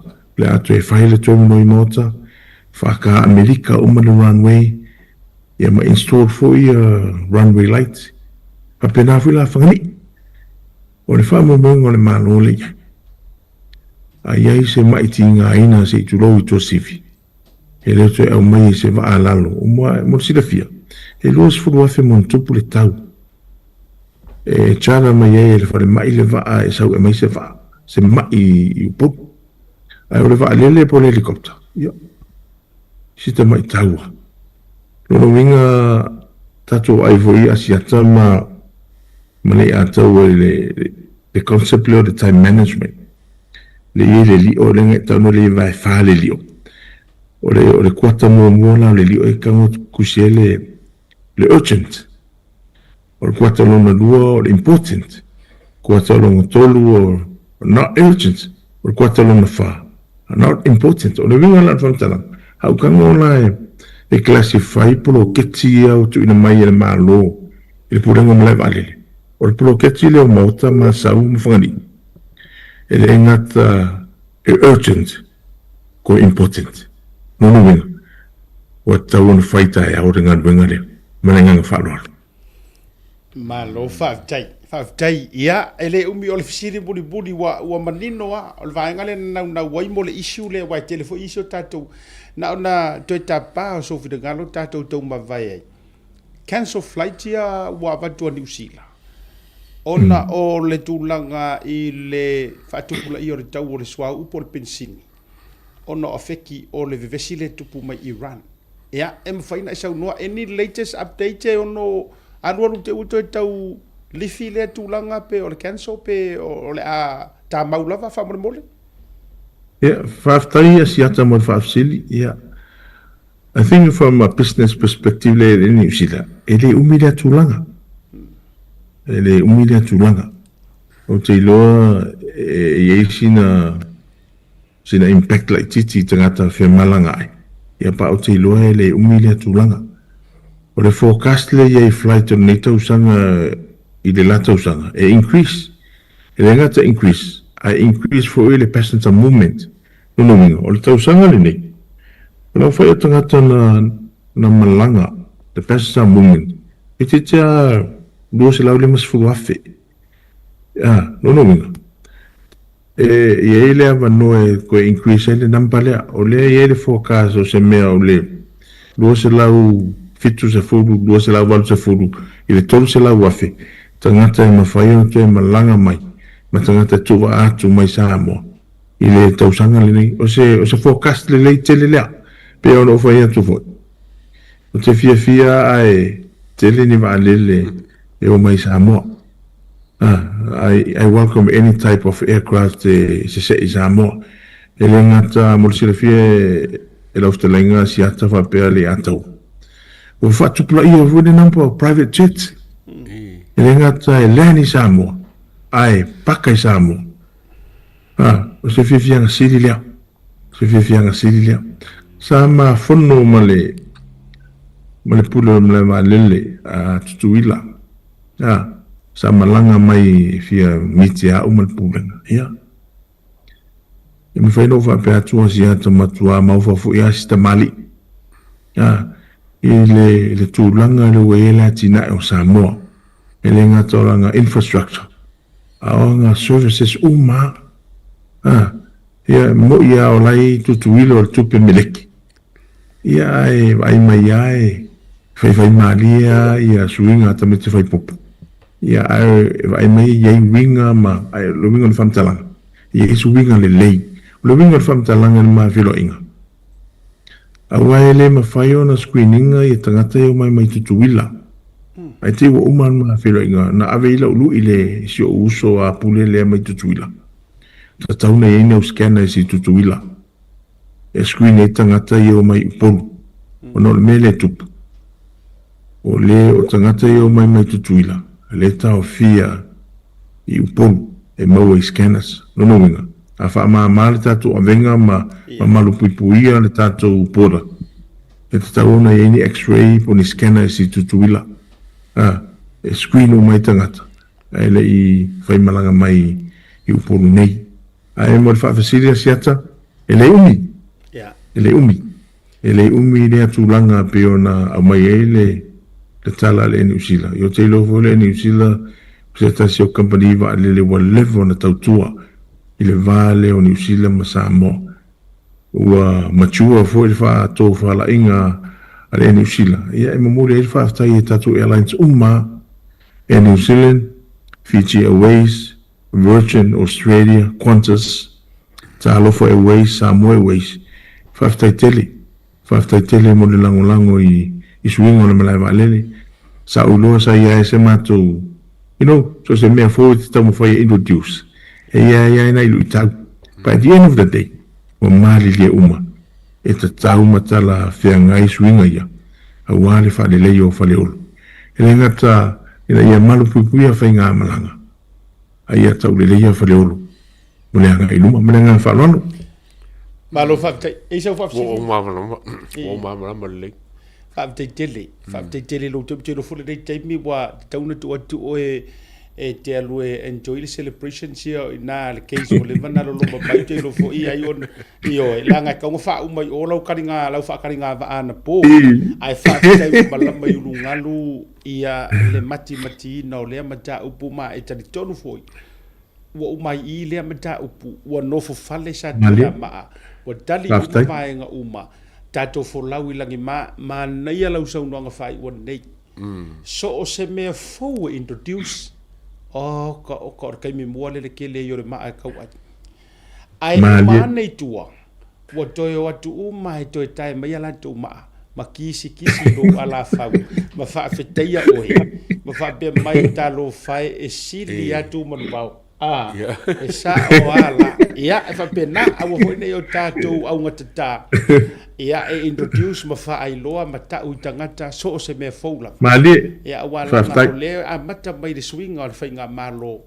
e tatu te talia swing of fo ia ai fa manuia le tua la ufioga molo malosi ma la fainga luenga pelo te faiatu to ma fo tasi po sa o le tu langa na la tu ia ta kwa na fo tua ia o ia ai ale ai ave na te va ier ka mangai ave fo ka mai fale vo de ya no fa te le tu le uso pe to to e fei lo ai mo de fi manu te le na fa so nga no fa te le tu so fu mai manuia ya la ftelinga siata e fa pele ata o fa tele mo le fa no ina fo se taimi e so ne train ta upulanga ai ta ua yo ta to pukala mele masina uma e lo longo pu ele mamaro le no ele ngato samone e watu no foi fafo o la utatalo ia famia le tu lo fai valo filima ia mau le malosi ele ngata ile o le loto matala mai le tua ia wale lua tiuche ile aso male aso ia au te lua popore mai le lua pule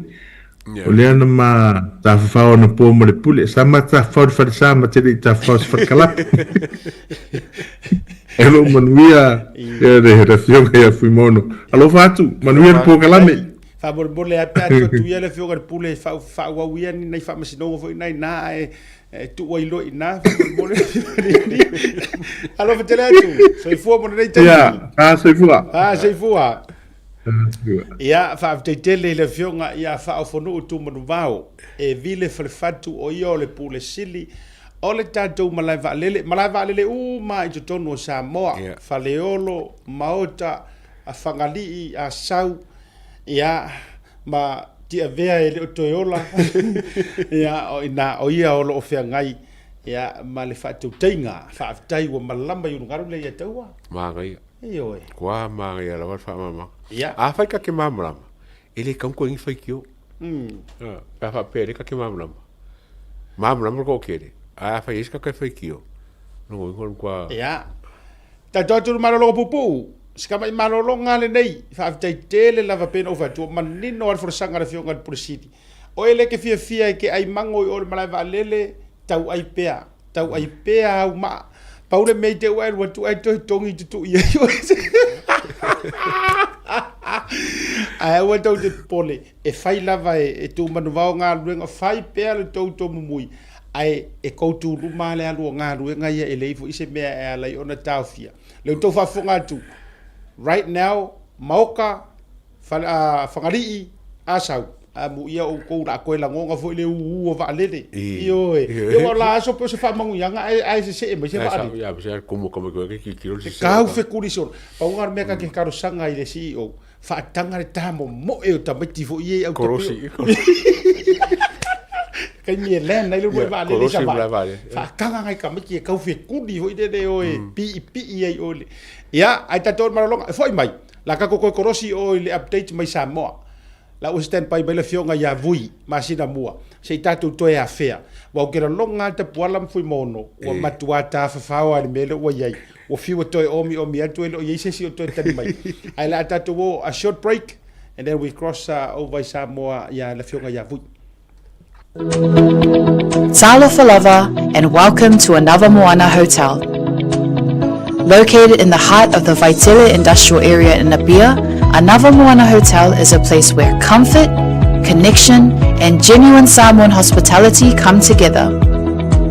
Whether you are visiting for work, spending time with family, or traveling independently, we are here to make you feel welcome and at home. Our hotel offers a wide selection of spacious and flexible rooms, thoughtfully designed to welcome both family stays and independent travelers. Our single and double rooms feature modern design showers and bathrooms.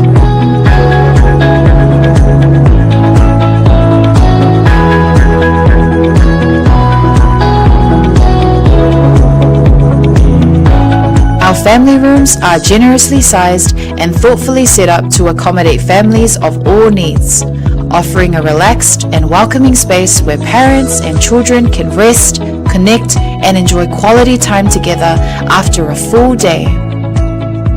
Designed with both comfort and practicality in mind, these rooms are ideal for longer stays and family visits. Anava Moana Hotel also offers well-appointed conference and function rooms that are ideal for meetings, workshops, family gatherings, and special events such as birthdays or weddings. Whatever the occasion, our spaces are prepared with care to support connection, productivity, and celebration. With restaurants and food spots conveniently located nearby, you'll be surrounded by great dining options and warm hospitality throughout your entire stay. Book your stay with us today and receive a special discount when you mention Hana, Asiata, or Martin upon check-in. Visit our website www.anavamoana.com.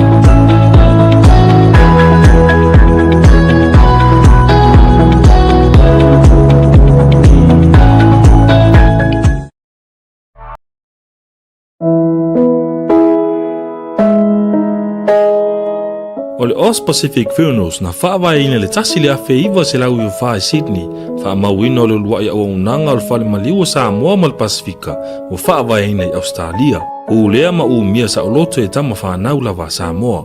Ua silia ma le tolu sultausanga o lana tautua whaamama avenga mo tatou tangata, ua tele leanga waa il whaafoina o lau unanga, ma ua matua fo ile iloa le tautua.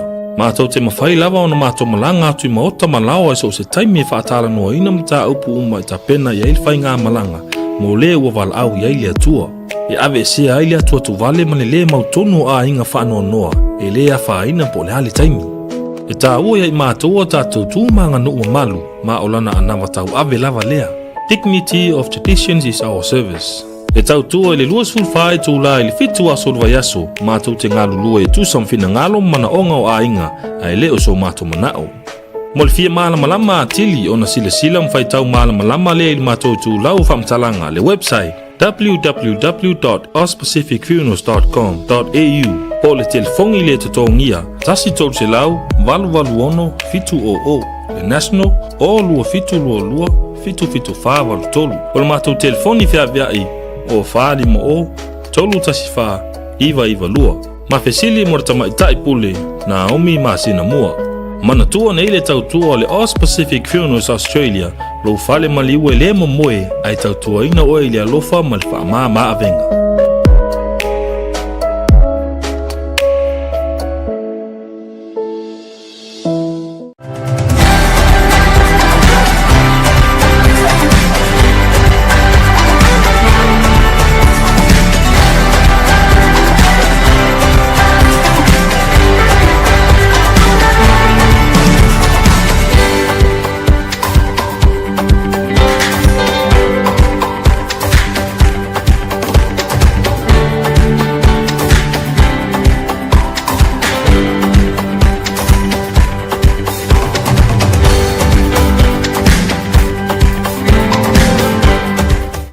Fatalo fatu le tali mai o programe malo loga de vagara fiafi manga iro alo ali fa tai tatou e veni io ya langa o fa kanga ko alo langa o suki fa so ato ya le se mo ye la io kere o sap e o se sap e se ale langa ora queen e se sap ya malo la valo sai le o tatou to e maua le tatou kolosi atu I Samoa ia i le tatou so upu fo i mai le fofo Samoa ia le tatou galuega faifai faatasi foʻi o le sui foʻi ia o le tatou Tautai A'e ia le fioga ia vui masina mua seiga folava ia se au mai se langona ua maeʻa le lotu ua maeʻa le saunoaga a le palemia ia ai tatou olo la i talanoaga ma fusifusiga ia malagona maeʻa ai o le faamoemoe lau fioga vui toe faatalofa atu i le toe fio mai luga o le tatou porokalame lenei fiafi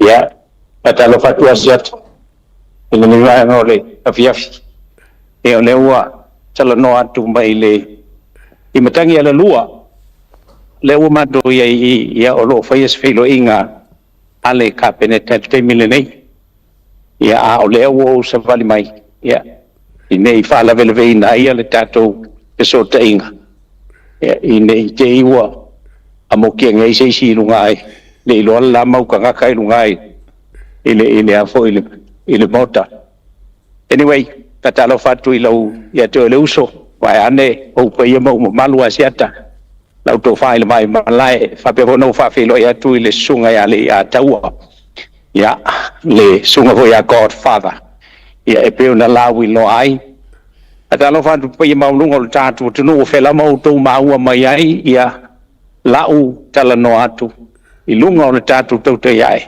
ia o wholofa mwhawheloi atu i lo tō pa ia malo tō malu whamalulu atu ia o na o le teimi ua tea ia sa na o na whananati e tulava ia se lipoti whanatinati e wālau tō whita whafonga ma lau tō tali ia lea whatua maua lea noa e whawheilua ia lo ia tuai i le pa ia la tele o lo tātou tino talofa mai matangi a la lua le nei vaenga o lea fiafi talofa la ma lo faafetai foʻi ia i lou gapatia ia u le mulimuli taʻi foʻi i le tulaga o le faamoemoe ia i le aso i oe o le ua malama i ulugalu ou te lofoʻina a mai se ao te lega ae faafetai foʻi i le tafiso o teʻiga e togi atu loa ae sauno ma le iʻuga ua o mai fafo le tulaga ia o loo fiafia le toʻatele ae o lenei taimi e lē taumate o le a maua sina auililiga seʻia maia se auililiga o nai vaenga na fia fesiligia o a mai le toono ia ma sei au maia se fato fala inga i tua patatua pe o yaini nai lave o le tu o le unga po sao uma i latou au yaini si o yaini ai inga fa mo le lava vui tatu amata mai ai asiata vai ane alfa fonga mau le tantu tunu mai se foi lau ta po inga o le toono e pe ia o laua tau fetuli lungo le ape fai voi le na tua na vai le lalolangi e tau le langi le teimi le nei ua solonga le lei mea uma ia ua na o fusi a maloi mata ia a mai a ile to fai a se umanu ia ai fa pe fo ile to fai le li o le tu ia la vea ia ai fa pe fo ia o tatou uso ia ele mos feloinga ma tatou tu fine alise ia ai petai ia o le feloinga ma kau kia le feloinga ma ka mo sam yo pasiona faletua yo se ku oso ko ki kia nga welo ka ku le oso ma ka maloa o peo voile peo lo ka kali voile oso mai ya ku ko kali mai oso mai nunga voile se o tasapoa ele tulanga le nai ile so ya sa va ya tulanga le nai tono ole a fo ole fale famsino ya ina ua matawalan tau mudbuli mai ina ua fio mai na fio ngaile i palemia sunga laule le mali toa le wote pola te va fosi smith fa pe fo ili faltua na yo nalo mai se pa ia maulunga o tatu tunu pa vitai le au failot o na o lo lato a pulu nau e au wai i le whamoemoe ia lea ua le aia se tali e silio na whawhiwhi ai le au whaingalo nga tofi le tua se ata e pei o lea i na ua au mai le whaiunga ia ua solonga le leimea uma ma ua whaiua i lea tūlanga peo na tātou tālia i le tele o teimi ma toloi whauau toloi ya le lava wa mai le tua lona lao malona lava taimi salo ho ya te no fo mamatu to tel no ai le lunga male sunga le fai au malolo manu malo mai se fo io nisi ole mamalo tatu tunu la lo lunga ile fonga fale lima ya fai mai alato se le lope ole sa to foto to ele tua pe lava lo tatu fatu tua li vu fatu o me umana masalo le tele o teimi sa tatu ye i fa longo le to tele yo ya fa fetai la le o to tama ye al to ina ya matoi liuli wai sei si fai unga ai o sile ona taua asiata le o tau I manu ya ma ua wa tau nu le upu lele wa fa maina ya le mole me malos fa maina me malos te lo la po fe no ai le ele oti le me malos le na le o te taua salo na o sil fia lo tanto tunu ya kama foi fai mai ya te umi ya ai le la ua umi ai ele toe ya paul me lo fai ai wa le lo po fe la su lo na tu mo ai te min nei leng va tu fa fo me lo tatu tu no aset fa te tele lo vio vui se te mita tu to ya fe te tala ni si o vaenga o le fai unga ai o le ase tala mai a se ma si vai a wa le la wa ya fa pe o le unga le o yai o le ase tala mai wa te tala I fo ila mala ua a o tau mo me si o to tonga o le mta upu fa mole ia o le lava asiata o le ua o iuta I tanu malala ia ona tapena lele I ma ulangai pe ona ia ona angai mai lo le malo e molia lo ia mai I tainei I le asoata ia ma o ai lo e faise fia tele ia po vai tele po le o isa la fai o la foi fata tele mai le ainga isa la fai tatu nu o salo long al tulanga le na o lo wai I le ngang fa lo ma lo fa tai I o bang ka u le o matua o mina pe o sam le ke ngo fisili mai ka pe va pesca mo sa wala nga le wo le nga loka ia ya fa kai le mo wa ku le sa nga bui le ma lo fa tai ia vui ia se fa se tala ona o pe sa mi lo batua ma tu langa o le langona fia o le ase kala o le ase vaenga o la tala foi dele o te lona vai ni dai fa sanga o le uso foi po o le abesesio de to lua tu langa o le ungo le nei aso ma le au I luma o pune na oso mai sem fa fai lo ua ma le pune nei na ia la fa fonga u mai la to sai ai wa tau le fa moe e malosi le ami tonu le tua au punan tautala ye sem o le fa pe fo isiona fa le tua ma le tangata la sili ona mo le loto le uso ya la bea le to fai ali ona ya o tau po atu ya li o kota malio ya o le opo fa le uso I la le tanga wenga e wa na lo I mata le mato fusinga e o se vaenga le langona I le fa tai le tua ona ua ia faia ma momoli mai la na mi o tonu I le taimi e mo mi ai e wa tutulu ale usoma ya le la mato mai o manei I lai lo I lunga o lo tala no ai le lato mata o kulunga ka tasi male te tai o le tunu ya pe ona o longo atu le taimi o fan e le ngang fa lolo asiata va pe foi le atau samato a wai foi male fionga I le sui pale mia awai ala no fai atu le lautala asiata mato fatasi male sui pale mia wai le ai ma se au lape o fai unga le nei ele o fa pe mai le fai unga a me o fa le nga ina lona tofi fai pule ele o fa pe mai le fai unga a me o fa le nga ina lona tofi e sui pale mia ele o fai mai foi le fai unga a me sa ona ele me fai ona to alu se fai nga palota pauan fai ungala na umai ia na alfa pe mai fa maunia ia le tulanga pe ona ia se lau 5 tala ia ole oi ai leini tu unga o au mai ai e fa pe a mea e le to ta uo se fai pule pe to fa pe mai to e a vo ele me fai na to e alu pe a fai se fai nga palot ele o ia se me fa pe nai ile fai u tailo ye ne te wa na tia ni me fa pe na alfa vela ma tu tal no ai vo nei mal to tele o ya me se vo ni si o li malu le malo te vai tai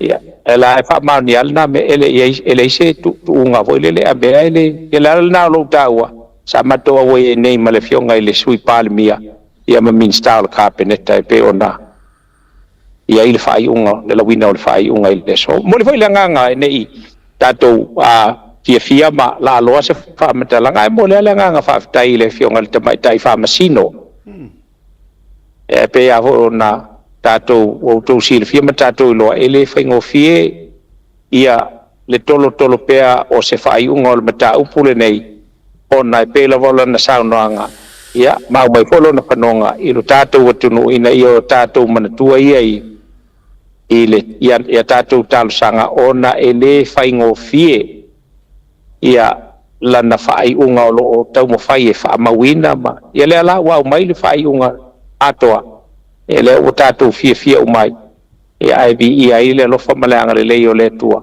ona e fa maoni ale tua ia fa tai fo il mai tai fa masino o fo ini tala mani tu singa sa fa atino ia ole lava o tatou vai ia le fo e tau sisi ia i fai o le mesilo na mi tonu lana lava sila malana fa taunga fa masino o fa masino o tatou tunu le ngang fa lon ma lo fa tai ia se vai ngai nei taba matina ma tutua le sa no fo ia ma le langona o le to tele na tu mutu muatu vui fa murmuri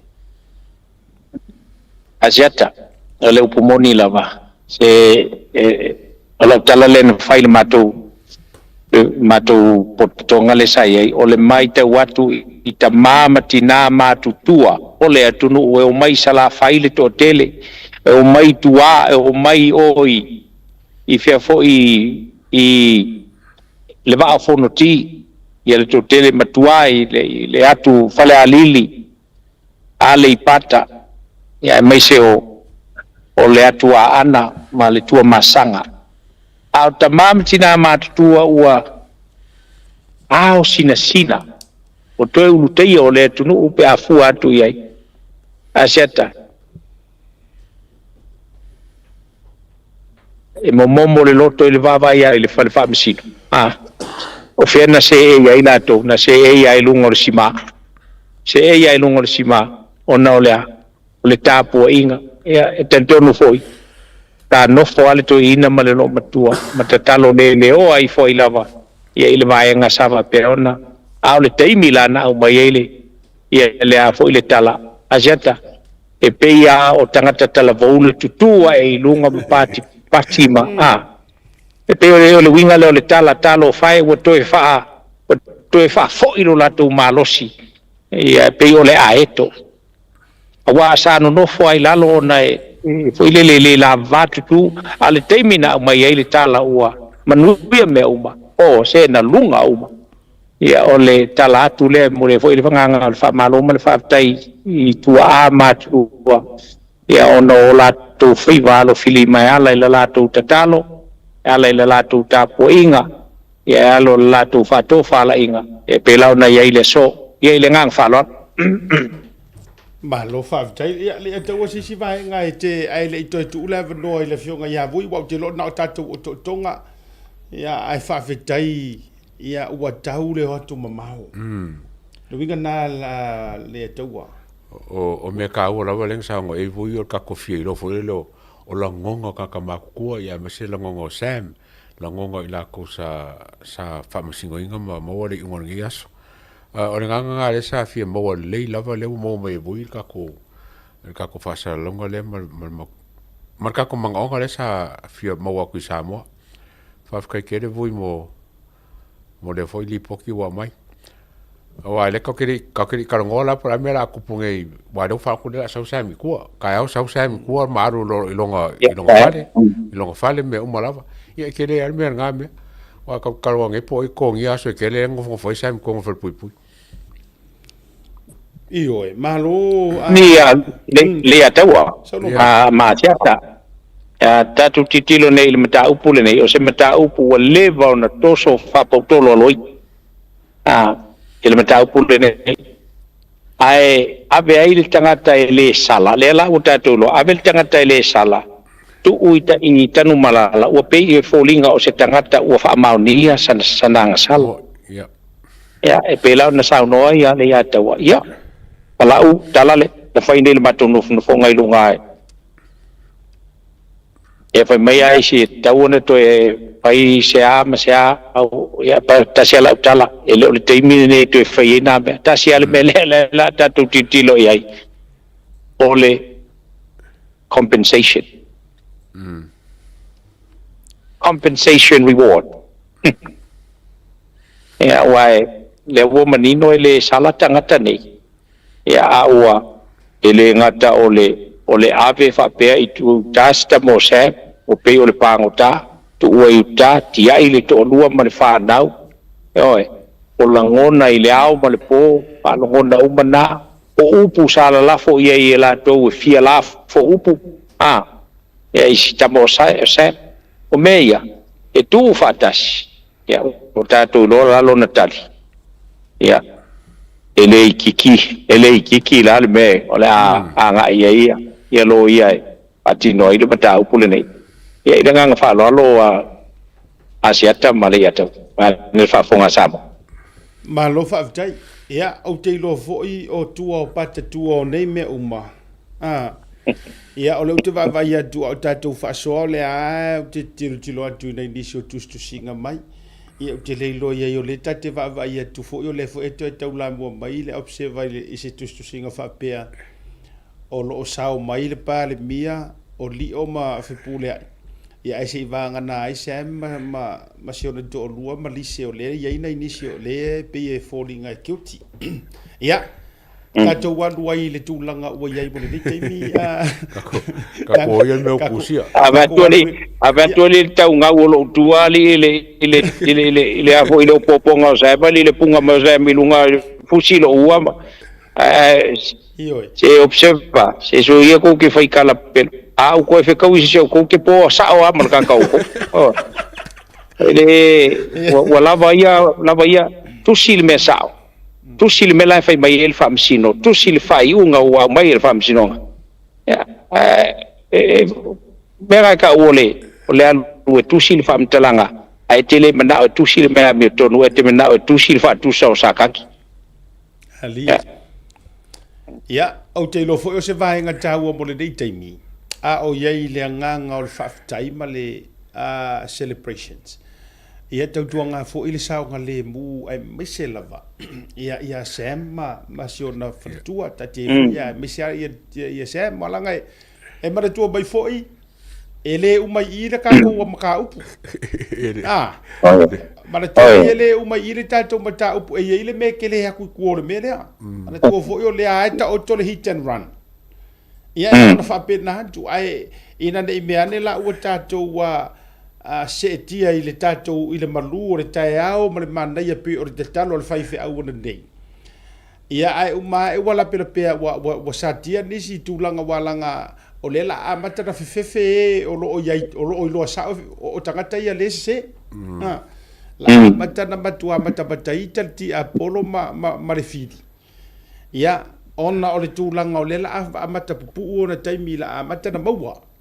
Aia deula ia o sao nga le mulava o le vaenga pito i laua lunga lea ia e se mo i la tau lua fo o le tangata fo i o ia ilo ta mo la to uma ai ngata lea ia o le tofa ia li o fa tau malama fo peina fa yatu ele na o le a fia i le case ai o mai mau e masiana ngā ruenga ia wa tele tau sanga ia o tau mafai mai ia ai mana tua o ia o le tangata o le income lea mo ia masona ainga masana fana ia te le fo i male afianga tasi le me o te lo fo ina matua afia te le palota a le fionga ia pura i fai mata su o le case fo i nei famsingonga ngi o le famsingonga nei so o mea uma nei mama mafai le sa tau ave uma mai i la tou nei le la wakali le so le nei so e le tai mama mafai ngofie i tangata mo la tou ainga ia le tūlanga la ua lunga o le safa mai o mafaufau i le omi e whaafitai i le tua ia o le ualu ua whaalielo na whamaoni vui ia sau noa ngai tau te tau mawai mo le nei taimi ia pei fo i se vai ngai te fia fea o le tātou whamawai lea e tu sai o le ungo le nei aso ma tātou o tonga mai Samoa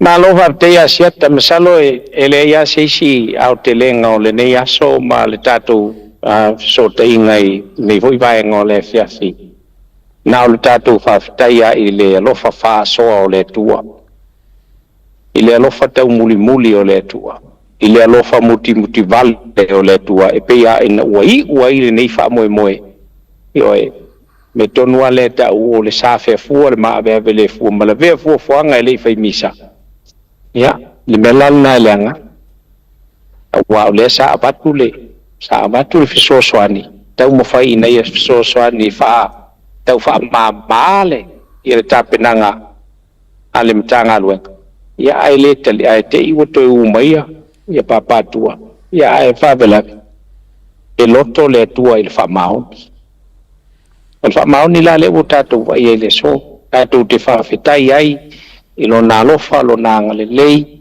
o lana tausiga ma lana puipuiga i le soifua ma le ola o le tatou tunuu le gata i lea o lona alofa ma lona talitonuina o le taʻitaʻiga a lana auauna na ia totofi e avea ma taitaʻi o Samoa e pe ona iai le fioga lelei palemia ae a i latou sa faapea ona tuua ia o latou igoa ma faaeleeleaina o latou suafa ona o nei mataʻu le a ua au mai le amiotonu o le atua i lona lava taimi ia ma lona lava aso tatou faafetaia ma faafoʻi e viiga iā te ia ae aua lava neʻi ate i tatou faafetai ai ia o lea ua iʻu ma le manuia le faamoemoe Samoa ai i lau tapuaʻiga o le na o le a seisi me iluga atu ia o lo tatou faafetai ma o tatou tatalo lenei foʻi afiafi e a mamalu mai le pogisā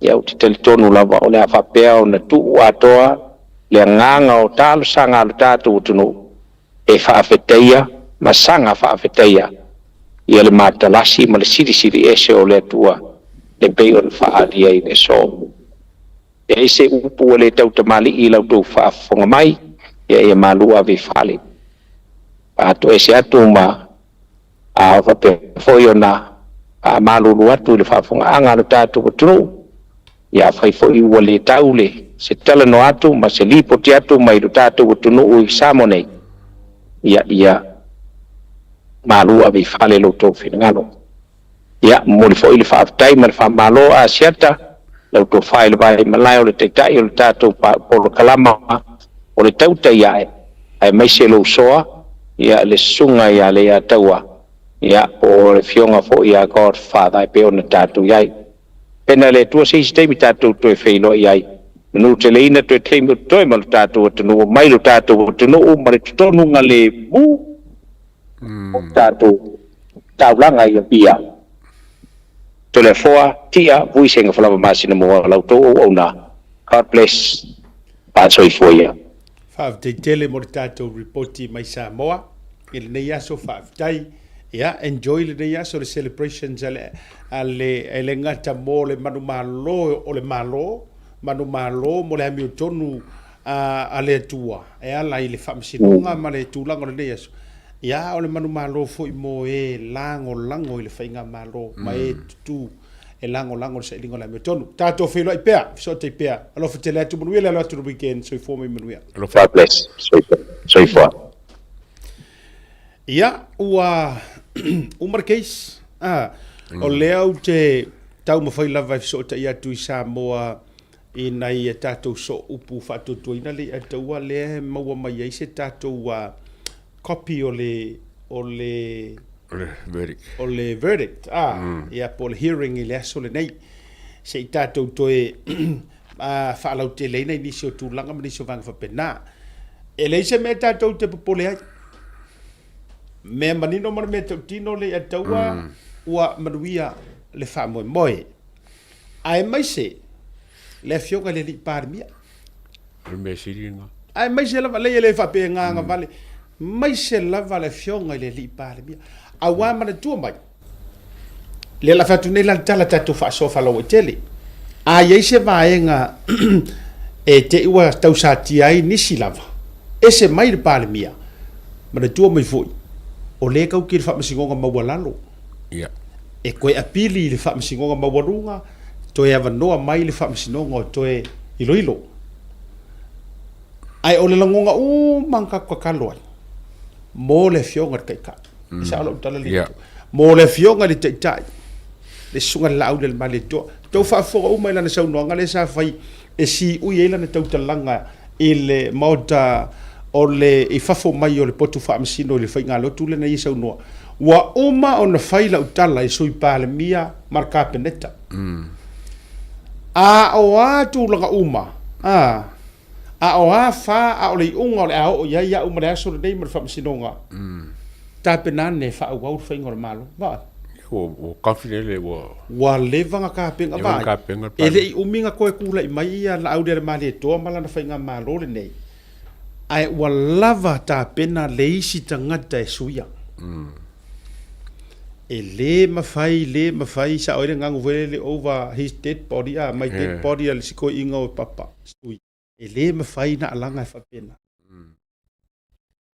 ai fa fitai ia ma eu lenga le leo le tua ari atu kwa ma eu ma ka kia mero ka ko ele so elenga kai nga ia wale le mai le kelle ka lengi ma langa va ai kongor ka pinge ka male paki al ngaro ngala ka ko kalmo fa ma le fong fa ku mong bao o le teamwork wa le ya se ngore si male aka fa ya ku ai si o le mere ka le fai e alu mo fa mo a ko fa nga fai pasalo la ngonga le ngai pare mir ka milenga felo e marka pinge ka maranga baeng ai me sio le to e fa poto le na po le va veo fa talinga nei va veo fa talinga sui pare mia tasi ya vaenga le ngai ke ka penga mara tu mai o le fa masingonga le fa masingonga o se e ye le tu se si e se mar va tu fo o le a wina mai ala tangata fa masino e tau matela e ke prepare ile good and the bad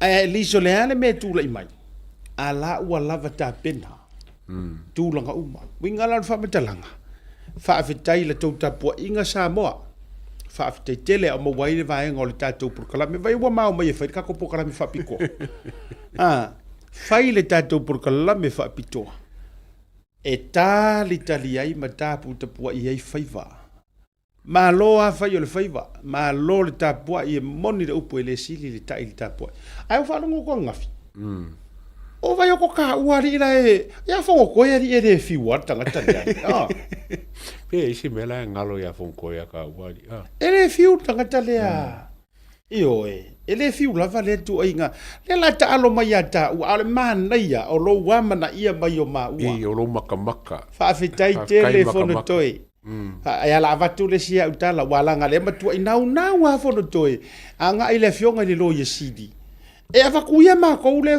fa mai wo fai upu anga il fa msino sidi ala mo kange lo yesidi ana me wa ile fa before ai le ngari inga le peke before le ngari fai ali fo o fai e te tangi fo ile lo yesidi sa lo yesidi yelenga e te tangi fo ile lo yesidi sa lo yesidi o le ala fe au le lo yesidi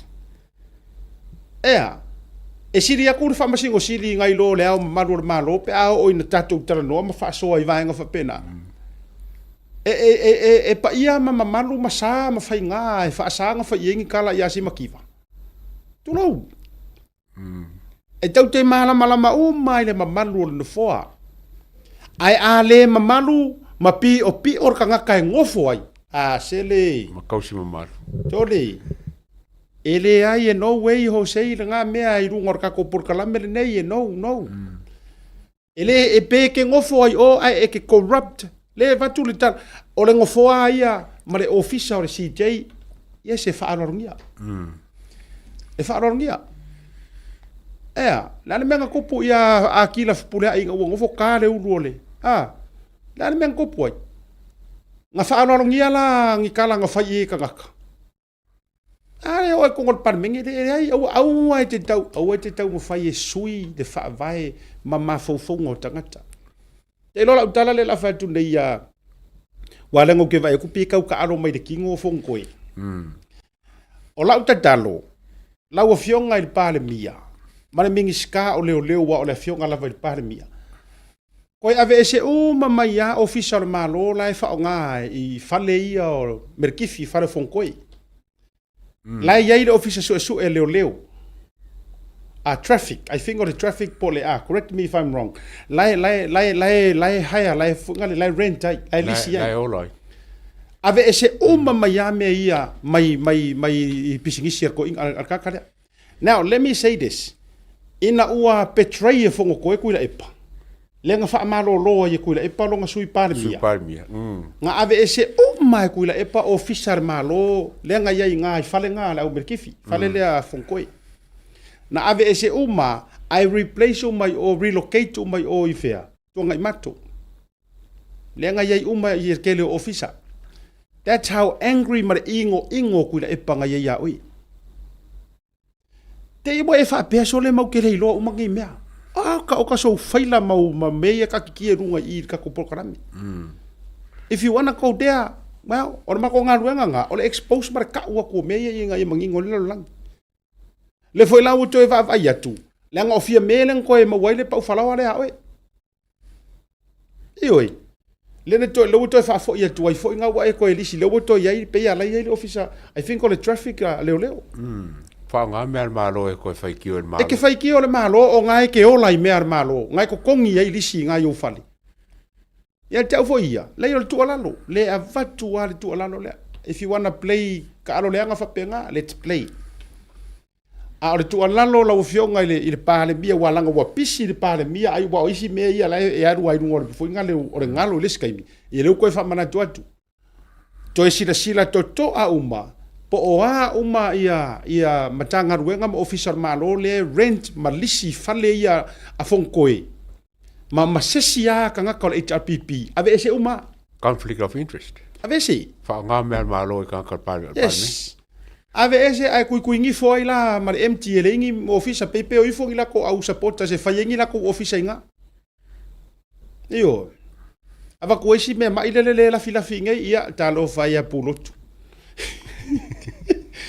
Talo faya pulotu o fea le perfecta pepelo le o mai fea. O fea la valo anga le tu ai nga do ina kuluku fa penei. Te ofo le ma talo fai se o watali I le fai fe au talo fai stama. Talo fai se o walo fai fe au. Io e sa tia fu na ia wa langa e fesidi e kaka. Ma do po fa balbale le foi fai kala. Fea matua ina. Fea lafi ai tamo mo wate. Awali nei io e lau sunga pale mia wate tau na kaloka umara wali nei. Io e. Awali nei wate tau na avatu loa. Laile suenga na media ia valu po tangata to valu. Ia. Me foi le fai atu ai. Foi tatou e tau te halu a whaapea. E tau talie mai, talie atu. Ai o ina fitangisi e tangi lavar tangata ia. Ia, se ka ko korosia ko lo te vai atu nga o fai mai maka le fionga le pursidi. O fai mai langa maka, ia se vai po fio fai le maka. O lo fa no noanga. Na va ver korosi mai le fai le unga. Anga uma nga la ole ai o la ku. Ai kumu au fusi ma au kisi fo ia ala fau. Ia ma no se fu manuel lo fionga le. Pursili o tatou tautuana unanga. La fionga foi mono ranga fatasi ia se a mai se to fele wa ti e ile dei time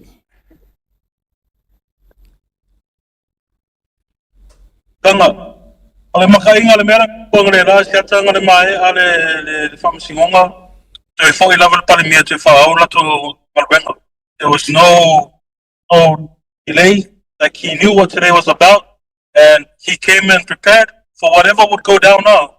But it's just back to business, back to work. And I think for one the mood for LOE, the killing is Samoa, I see at Somalia to look for woman. All men all only move forward.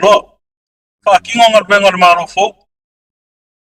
You know, these little interferences, just unbelievable. Oh, go for a personal for my self for your Kanakaraku. Before I head back to you guys, I want to say congratulations. I know for the, you know, Fiona Ashata, a kuku manga kula makanga ngim kau. Yeah, o yalenga o mai lunga le kamare ya Sam. Yeah, so okay. Part of that is you, but there for you le shunga le ato. Ma rolong sa. Malo faftai le update mai ale fionga li pule tau fai faftai fo ile tuor vi inga. Ai se ai fia ile tatu por kalame pe on sau no le fionga nga tasi le ato. Ole ai lea e whaonga le nei, whaonga o ka leo, e wha leo ai. Tanga ia leo tangata o mo o mia le fsua soan walea mana ia. Leo tangata walea mana ia, ona e tinei ai lalo i tangata e tele tupe ai hamio pio pio. E le tasi fo i e le na o Sam, e iai si keise so le a wha au pea. A whaia le a wala le whaonga i le tua, le tatou wa por kalame o le Tautai A'e. Ia o I lava le atatu wala vai. Ia anai final words lango nai te lungo le wala e mesi foi o le langona ia I taimi o mai ai le lawino le famsinoga nai tangata malangatu. Kumita ni malanga me Australia, fa pe foi sta ko New Zealand. Le ke mira le na yo me rola fiona le palmia mal falkua, fa pe foi le mamalo le kapenga karisi kurenga pe ko le fa sa longa male fa le kokalanga le la fionga la oli mali atua. Feel that come to an end. You know, I mean, if I come there, if I'm single, and it's come in favor, ya la oli mali atua. And I think moving forward, we need to now leave everything that it is online for. A couple focus for Luma. Oka ko distracted in noise and unnecessary noise. Ese vale noise na sa mga ingalo pulo. Ia kalangoy forma kulo ia pulot. Okay. Yeah, faftai will let you ne te ua e tamiloto faise polo ka foi lele fa pepo ile te tam. Ai faftai lava ila ufionga enjoy ia tulanga o Samoa le malanga ma pisinisi o lo ofenga yai tatou toi feilo ai fo isi taimi pe ato te liu mai. Yeah, thank you very much, Carl. I've died. Yeah, o le fionga le lipule. E ana faiat. O le fionga le ngā whatasi o le pule sili o le company le nei. Company le nei le au te sau whai atu wai. Ia se e atu ali sunga le lei ataua. E fo ile aso na whai ele whaatara noa ngama le fionga le lipule. A mai maa issue ola se vivela. E mangiki ai kingo o le fionga le lipule. Ia o anai foi po le sunga ya le fionga ya fui mo no mate.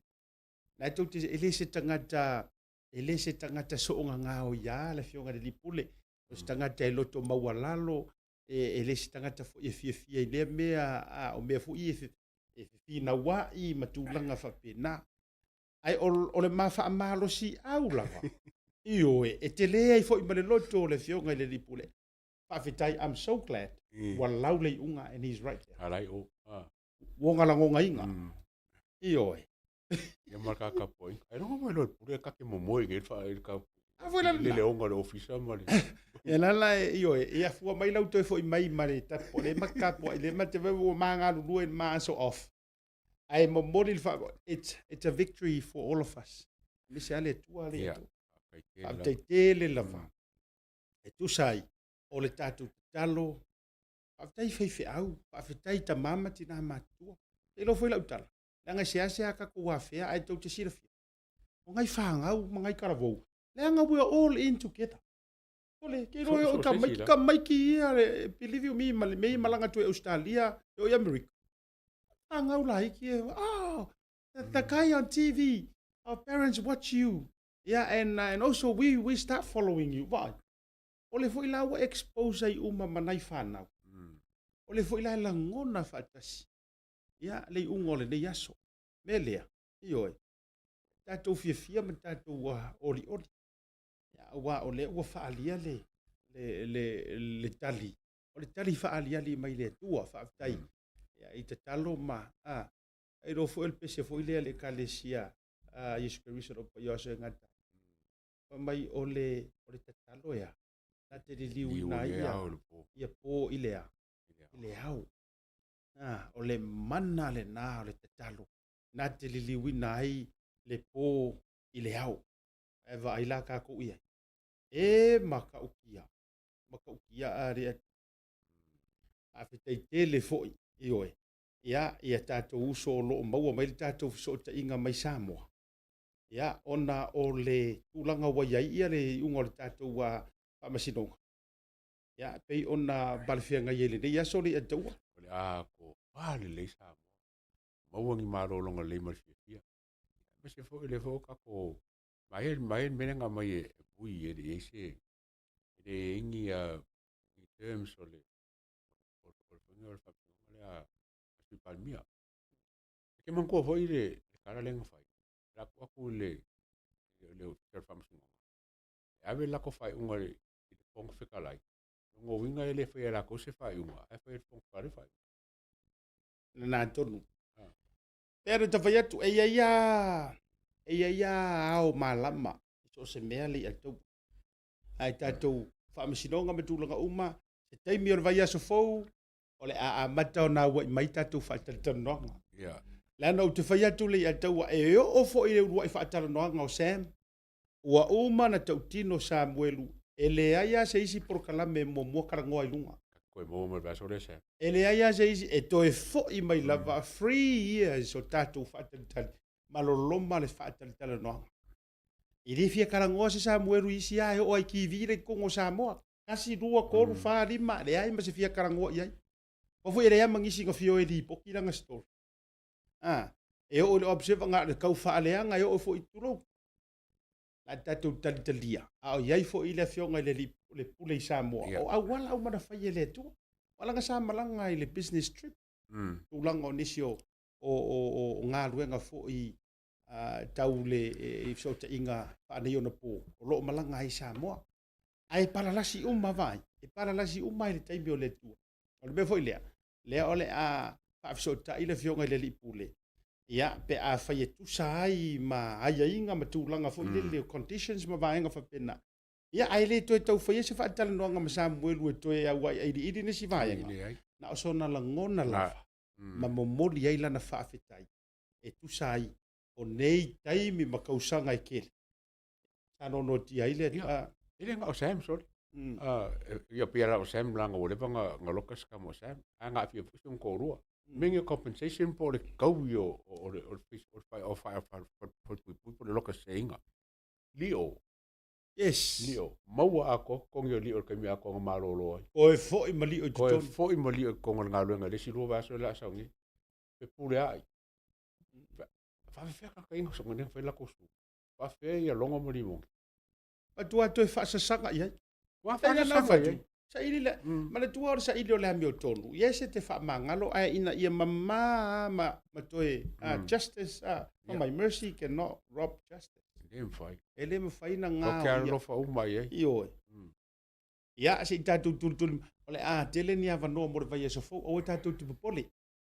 O tātou te pole, ole tele ni awa noa mora vai aso fau, niso tātou whaatala noanga.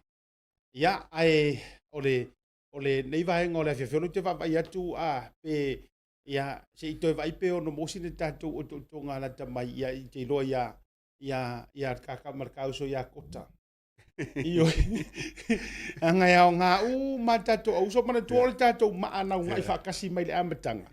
Iyo, me lea e tātou whaatana noanga whai, au tātou te pole.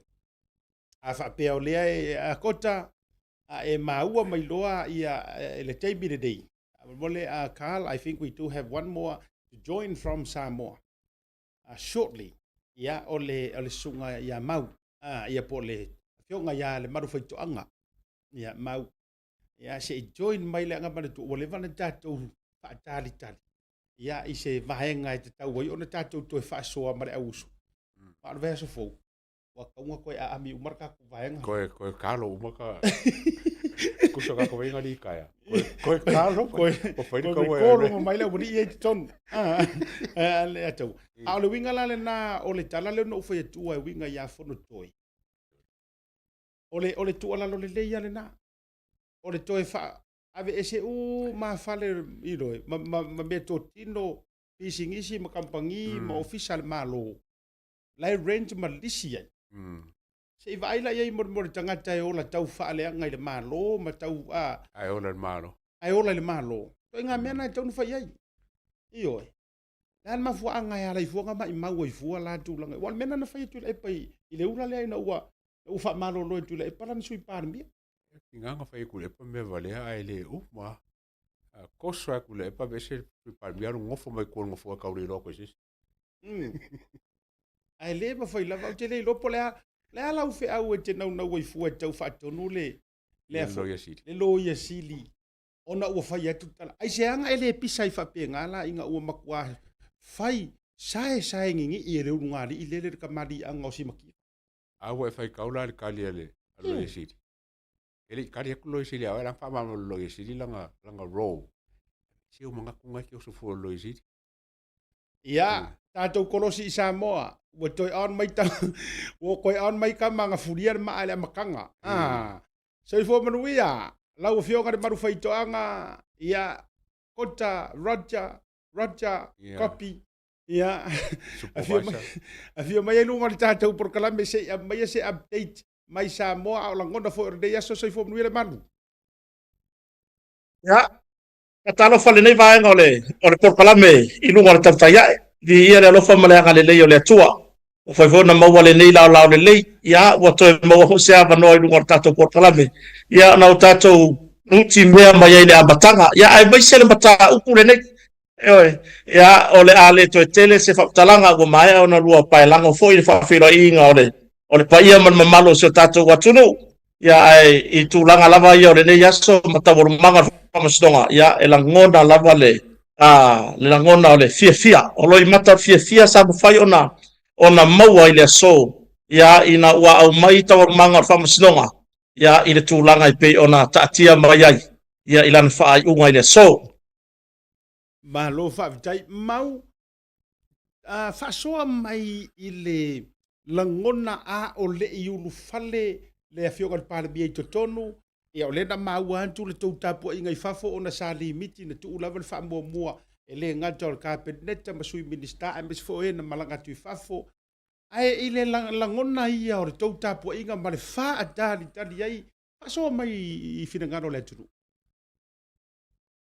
maftai asiata ma le ataua ma le tatou porokalame matagofie o le Tautai A'e e felanulanu aʻi lagona ana iai i le fale faamasino i mulinuu ia o le toʻatele o le atunuu mo le silafia e se o tatou atunuu foʻi o loo maimoaina tatou porokalame o le Tautai A'e o le toʻatele o le atunuu ina i tamā ma tinā matutua e leʻi mafai ona saofia i luga i le fogafale aluga lena fai e le faamasinoga o le toʻatele lava nai lalo sa taputapuaʻi atu i lalo i le nofoaga i le foloa le i lalo le ground floor o inā sa toʻatele ai nai tamā ma tinā matutua ae o i latou lava na mafai ona lavatia le savavali luga ona le tulaga i falefamasino ia e le toe pose lilo ua faletonu le lifi ia faapena foʻi le tulaga ia o le laki la o le afioga foʻi le minista o le siosomaga le afioga ia le igoa matua ia ale vena ale na faaogā ia le nofoaga lea mo taofia sa faapea ona oso atu ai ia le na toso atu ai le nofua faatavalevale a le tamā minista ia ma le toʻatele o minista na iai ia e manatua foʻi lesi falauga na mataupu lea sa faitia o foʻi nisi fai mai ua atu uma minista i tai mulinuu i le faamasinoga ai le faia o latou galuega ia o ai se minista o le ae le fialu e tapuaʻi ae maisi o le taʻitaʻi o le malo o le taʻitaʻi o le kapeneta o le afioga i le lii palemia ai le fesili a ia asiata i taualumaga o le mataupu ia e felanulanu aʻi finagalo nisi na o'o lava na iai lagona foʻi lea i loʻu vavaai atu ua sa fafaʻi lalo nai tamā nai tinā matutua ua leai ni nofua foʻi faafoono le tulaga faatumulia ia tasiata ma le faafofoga Samoa na te vaai atu lava lae puno nou ia le tuaiga hatatalo foʻi lea anai o tatou tamā ma tinā matutua i le tulaga foʻi le pe tatalo leoleoa te vaai atu lava i laugutu lae memumemu io ua sa fafaʻi ai lalo ma faia latou tatalo auā lava ia lenei mataupu ioe ia ae i le tulaga foʻi i le malosi o le tino asiata mai le itulā e tasi mai le itulā e sefulu lua na oo atu ai nisi i taimulunuu se ia oo mai latalata i le itulā e tolu lea na faamaeʻa ai le faamasinoga e leʻi ai ma seisi na vaai atu pei e vai se itulou le faafogafoga le atunuu na matuaʻi malolosi uma ioe ia i le taimi foʻi na afio atu ai le afioga i le lii palemia ia na faafeao atu lava i le au faafeao ana matagaluega o malu o le mālō ia ai le gatai lea ia o le mamalu o lii ma tamaitaʻi malu o le mālō sa galulue le fale faamasino mo le puipuiga o le saga lemu ia na alu atu lava le tamā palemia ia le faafeiloaʻi le mamalu o le atunuu sa nai tamā ma nai tinā o nai tatou aiga na malaga mai atunuu mamao le isi vaaiga na asiata ola le toʻatele o le ʻaufafo lea au malaga mai atunuu mamao le ana matou faatasi mulinu o nisi na malaga mai faalavelave o latou aiga taipei o maliu ia o faaipoipoga ia ma le tele o nisi o faavelave na malaga mai ai ae ua faavanoa lo latou taimi ona o le tulaga i le mataupu lenei i le faamasinoga ia le ana no matou militino faatasi ai mulinuu ia i tulaga i taualumaga faamasinoga ae ina ua maeʻa mai o le tagata muamua lava na umuamua usi le taunuuga le faamasinoga o si tamalitu stala ia gaga savea ia o la ua lava na ma mesene le ilua mesene ia ma le tamataitu stala sinia foʻi ia lagi keresoma na muamua mai fafo o le mea lae malia ia se atao maua pe loo vano naonao mai lava ona itu stala ia o le ilua a mesene o lagi keresoma ia o si tamalii lea o gaga savea o le tustala foʻi ia le Samoa Global News o mai loa fai latou live e milo faatasi i manai o tatou tagata ina lango au isto stala na ona tofu mai lava i fafo pike latou telefoni o ke auaga ia koa pe ia mo ke le masa ioe ia tulaga ina ua maua le tala mai le autostala ia na ese ala gona na iai ioe na o le agaga o le fiafia loi mata maligi ona o le fiafia ma viia le tulaga i taualumaga o lenei mataupu ia ua leva foʻi ona o tatou faatali ai ia pe o tulaga le asiata e tali atu ai ma le agaga faaloalo i le faafesili malo faafetai tele le malu aitoaga ia i lagona foʻi ma o le taite vaavaai atu lenei taimi a o arupea tatou live ia o le foʻi o soso mai tusi mai e nisi se lipoti foʻi ia le tofine ia le lomai ava o loo mai a matipi ia o le foʻi te vaai atu le article o le observer o le faapea mai e na o le fioga ni palemia o li'o ma fepulea'i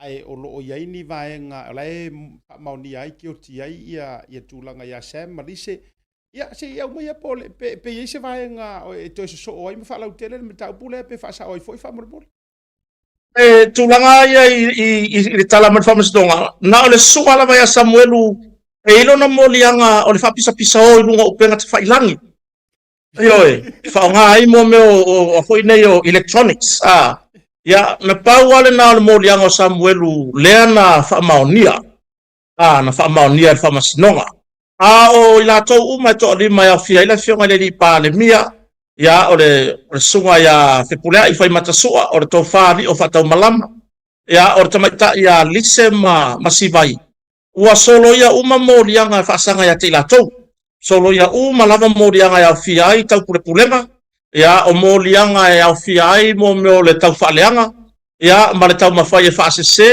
ia soʻesoʻega a le matagaluega o malu o le mālō ia e pei o moliaga uma na ua solo ia uma i le aso ioe ana o le suga lea samuelu o lona moliaga lea o le faapisapisa o i luga o upega tafailagi ai o nisi o ana live ia na fai ese mai le faatalanoaga i luga o le tatou proklame o le Tautai A'e ese mai ana ia lava live sa mafai a ona fai mai lava ia i luga o inā la e leo faapea mai le faamasinoga mea o le tūlanga lea ua whaamaonia i Samuelu ua whaamaonia sa tau whaaleanga. Le ai, o le tūlanga le pe ona whaamaonia i whapamasnonga.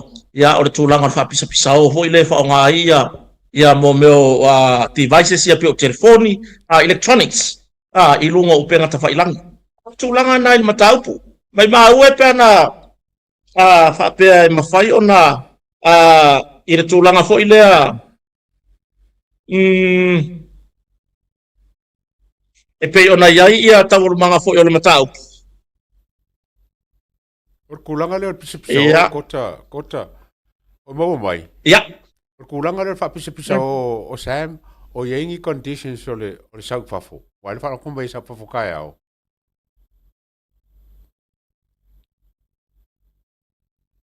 Faftai lava le atawa. Ile tulanga lava ia o le mai tau atu te loi mo se au te lenga o Samuel sa i tua tai au. Ia. Ia fua foi le fasalanga o le fapisa o lunga o pere te faila. Ia fua nei le taimi le tau fie Samuel. O mo esili mama o umir kai mi le ka fie le sunga Samuel. Ngai lo le kai mi o fasalanga o maka o le morianga le. Ma o morianga ne o morianga na pa wa le morianga tau mafai le na ia i morianga i la tau umani o le morianga le o tau pulenga conspiracy o isi morianga umalava ia la ile vaenga o tulafono ia fasalanga e faʻaono sala tupe io e faʻaono fa sala tupe ia se tulanga pena ia po to nga fasalanga fa pui fo ile e tolu masina le moru ia o le morianga ia o tau pulenga le pe ia o tu le 5 tau sanga ia o le ufa le nga ina uma io e atangia mai la i le morianga Samuel e ke le ala le mai mo kai mai mau sa mo sai tono o le tafia i mai le tau manga le nei mata upu kota mai ka waku le so se kai mila vai fam singonga e awai uma lava e o molia o ese kai mi wa awai e nga molia inga ia la konge ya aftai lava le ataua o le tulanga whanua noa nai nei mata upu ai mai se lava le tulanga i le whai unga o le mea monia ia a fai o au e ana le tangi. E tatau lava ona o walu e whaalongolongo le whai unga. Ina ia fai o se mea foi lele na ala ona o walu e ave le tangi o te alu e sa ili lami o tonu pamasinoga. Na ala ona o walu e whauru lau tangi o te pesiri pamasinoga. Se i kanga iange i whamatalanga ma soni ngā tulafono ia. Ina ia au mai e se whai unga pamasinoga lona winga. O taimi o whai unga. Tatau foi ona tatou wo tatou e ana tanga. Ko wai whalongo longa kulanga. Ia e talu mai tau manga le nei whamastonga. Na pau na vera taimi na wa ai la tau nei i le whare whamasino. Nga o le kaimi nga wala au e mori mauri tau sanga lente ani. E o mai le so, e o lava i o lato ai. O ia tangia mai ai. Ia ese foi se winga. Ese se winga na alai ona fai. E pei foi lele na ona tulafoa i whamasinonga. O le ara kaunga e mai. Ele ke ala i ona ele i fai se nga foi le a me moni le mele wa tala moni ya le atau sa tauna yai ya le fai pule le sa fai na tang sa tau foi na yai le sa ave ma komsina tanga lunga leo ya marta mai tai fai pisinisi le sa va pe ona fa u tang e fa sanga i ya te la tone to ono ya ai pe ta ya le ai ma se singa yai okay lo anga yo la ko sui ku skala nga kuria ku kai Ma lo whaavitai, kota, ia o te lo fo'i, te ropo isi tau o kei mai o le ki lia po ki lia tu lo leo a warwhafonga mo le te mau mai au a le maru. Manino le lei lau tau whārwai mai. Ok, ia o te le lo to te le o le tātou watunu. Ia, seki ia ko ke ro fo'i po whamai u kaure le ronga ko e ropo ko ke le fongi nga ko live mai a nga po. E whai ma refresh ali e tau telefoni au tau ia tātou le mai mua mai. Ia wala nga le whamai isi o le seki a kulava. Ia le whamai isi o tau le ngona. Ia ui o lea. Ia, a mai se au te lenga lau fionga le manu teiloa. Leanga o le tātou ngā luenga le tātou tutu whatasi. Ala fo na wo fia na e connecti mai na e sau no mai lava fa taile tua. La tu lo malta sumo mana o te fio mai. O te ngona fo yo vai so fo la tele ni so tatu to so te inga mi se tatu sa tatu nga lu fatasi. Se fai se review o le tatu a media. Se reunion. Tatu o malava. E tu sai ai mo nei taimi tau tele tau ma vai. ia a mai se langona I lau feso ta ia tu ia lio ai mai se fo o si tu fine ia lise ele ga te lo fionga le ta io le tinu o fe pule ia me se fo Samuel ia langona le io le taimi e tau lunga mai ai ma se vai nga e fa si foi lau fa so le vai nga le fi ta to mai Samoa tai lava asiata ia e lava tanto nunga mo se lao le lei ona nga I mai la ia o tatou sui masani awa o lewa uma mata upu wa mata la tala fo I no tanga ia sa ia te ila tau nei e ia ile lo e mata malingi lava ia na whailoa te maita ia lise lona nganga whaafetai ia e tu sai mare lango si o tatou atunu ele maua se ava noa I le fionga le li pāle mia ona o le to telefoi ona iona ainga ia o se ona I tu malo ia ai mai se ona I whaafea ngainga ia na lolofi atu iai e whaafeiloa I ma whaamanuia iai e tu sa mana taunu unga o le whaamasinonga ai ile whailoa inga ma sita maita ia lise ia mana tau whaafo ia lio ia ma le sunga ia whapulea I whaibata ia o lo mo moli atu asiata ia alo whaanga maua se so lato lao le lei lunga tatou porklame le vai aso mua ia atu langa na mo moli atu alo whaanga o le tala tu musu mai lava a fetai tele ile lango ana ia tatou porklame ai maise le atu nuu atoa na lango ina o tatou whamoemoe isa ili ngā se leni o tūlanga I tutongi ino lo ia o mea umaia na musu mai e la touna ia maloi mata ia wale matu ona o le tūlanga e pei ona iai le taunu unga whamasinonga sata o ia ia na matua ia langona le malingi fo loi mata ile ina wa mai fai unga tato te mafo fau asiata ile male lau sirfia fo ina isi tato porkalame tato malava le fai porkalame o e mai sena tato porkalame te tele nei pio Tautai A'e ia o le sunga fo ia le atau savea ia o tuila epa ia matupai ia mare to tele ona ia tato porkalame la po fa pena ia mama tota to tasi nei na ia matu porkalame laiti nei ua matua I le nei mata uputal mai lam tanga matua I te le afaina o tatou e o lava yo tatou tai to lua mafanau o iai ia o fo I o lo pena I fo I mani morianga ia ai mai se o lo Samoa nei le fo molia I fo ia I sai fo mani mata upu nei I fina nga lava fa leo tatou langona nei mata pena fo ila le sunga ia ia ma mailin ia o le foi na bala au le sole la mata ia mai le so lima la uni le wa tu atu ia se fa unga ale fa msdonga ia ile tulanga I mata upu ai mai molia ngai lua se lau mon tupu ia fa sanga ia ba ma mailin ia e se lau mon tupu na fa so mele to fine ya mailin e se lau mon tupu molia nga wo solo ia ele fa msdonga ia ai to toya I lo nisio molia nga wa fa maunia le ala mai le fai unga fa masnonga ile masina o uni ile asolima ia tatu tatalo foi mo o sia foi vanga ai o mata upo ale leina na fa vai foi mo rianga ia isina foi vaenga ia o umana sauno foi tatu taitai ina o mai fa masnonga ile so siata ia o le sauno anga tamatai fa masino na faiane o uma ni ma tetele e tatau ona tafuli le mata upule nei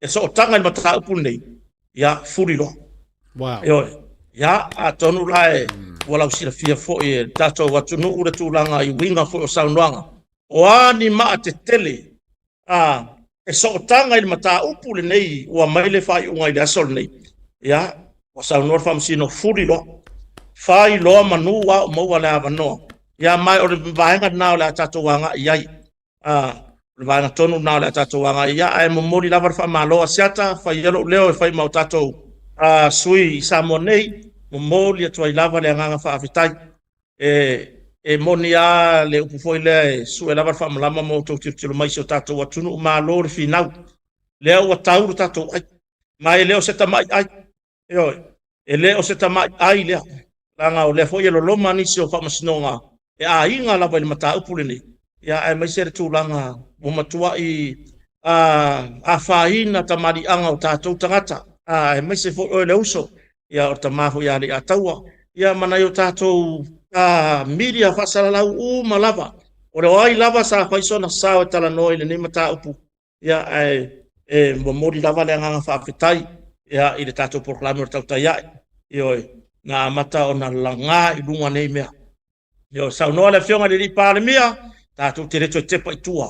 Nā o le a tātou a ngā i luma, lono winga. Nā ka kou furi maa kuloi, i maa umai so tanga i mata upu lea. Ia o le awa penao na whai. Ia i le anganga lava ia whaftai tere lava i sio tātou atunu. Na tapu o nisi lava i lo tātou nunga asiata, ele i le leise whainga ruenga le aso nei. Ele i le leise whainga ruenga o te ilofo eo ia te o rua, mana i rua ainga. Samoa nei la tau, wana o le tustusi mai, ia po lea ere tūlanga whamasinonga, lea ere tūlanga whamasinonga. Ia ia le atua, ia wa tau nuu se tau nuu unga manuia tātou whamasinonga. Ia fo i lava le vi inga i le atua. Aftai te le lava asiata, le ataua ma le tātou Tautai A'e. Ia i le nei avanoa le lei wa mo fo e kota i lunga tātou porkalame. Ia tātou wheloa i fo i se taimo mua. Auna i ngano tātou porkalame nā nei ma le fionga teitai o le malo a tonu o le iai nisi mea o le a tala mai le fionga le li pāle mia.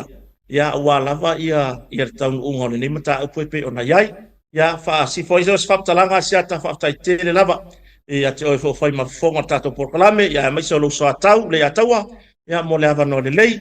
Ia alofa tele atu kota mo le mamalo sa tātou atunu o fans o wō mapaanga malava o le nei mata upor sa iringa o le amiotonu. Ia lewa tātou manu malo le nei aso.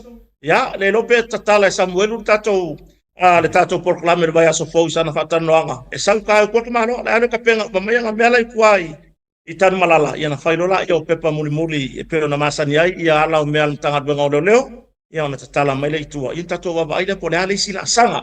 Ia tala atu le mai Samoa nei a siata male ataua malo uanganga whaaloalo. Malo whaavitai mo mori le whaamalo. Whaavitai fo i le talitali ti ngā lau whionga le malu whaitoanga. Ia e tu sa fo i o le nei malta upu. Ua tātou iai umai totonu. Ia ua me se fo i o le nai te i Samoa. Ia e le nāmare laina i le se lau sau noa ngai tamali anga. Ia ua whaalotu te leina fo i tātou e le tua e le sui ai le tātou talanoa. Leanga o loo iai le ami o tonu malo na whaamaoni.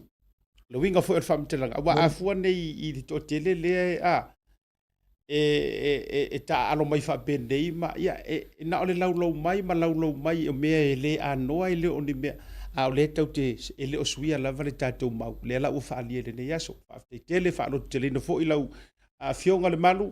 Ia, ai me se fo o le porokalame o loo wha au pea. Ia whatu mawina fo i le loto doa ia te oe. E whina wina i mata upu e mo mia. Ia mo le whaalingo le amio tonu. Olo whetele atu le wanga le fiafi. Tau te so te ipea. Ia, whato whaina whaasoi fua mo le teimi. Fua siata soi fua le ataua, mano la tunu. Ia, oi. Ua matua te le tātou o toa. Ua overkele. Ua overkele le asu maroro. Ai kasi ar mau mai ngā kule iar ka kumpor kala mene. Te tasir tātou whaatara noanga. Au ala tātou e se le la tātou wafe mai te tonu i. Tātou wafe mai te tonu i nei ama tonu usila. Tātou whaatara noanga. Tātou aturu maralonga a foi mai. Ia whawhiloa i a tofi lau le lei. Ia, esta te vanga. Si kako wafe mai poangi mea manga ngai ar kako. Leanga o Samoa ia. Makua se kueli palengi whaakawa whaaku. Sa le me ua tūlai mai ni vanga o le fiafi. Tātou maralonga foi mai. Whawhiloa i tofi lau. Te vanga. Esta te vanga i rungo le tātou puklame. Mo tātou community watching. Le vanga le aso. There is no better way to support the 685 than to buy locally sourced goods. Here at Tasi Market, owned and operated by Samoans for the Pacific.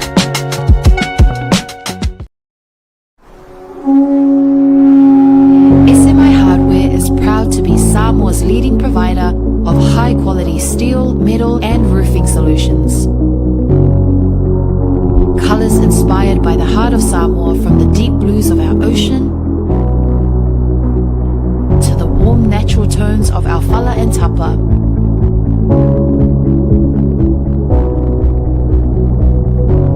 To the vibrant greens of our island plants. With over 12 colors to choose from, you can find the perfect look to complement your home, community project. Built to handle the sun, salt, and storms with strength you can rely on for years. For durability and for style, SMI Hardware is your number one choice.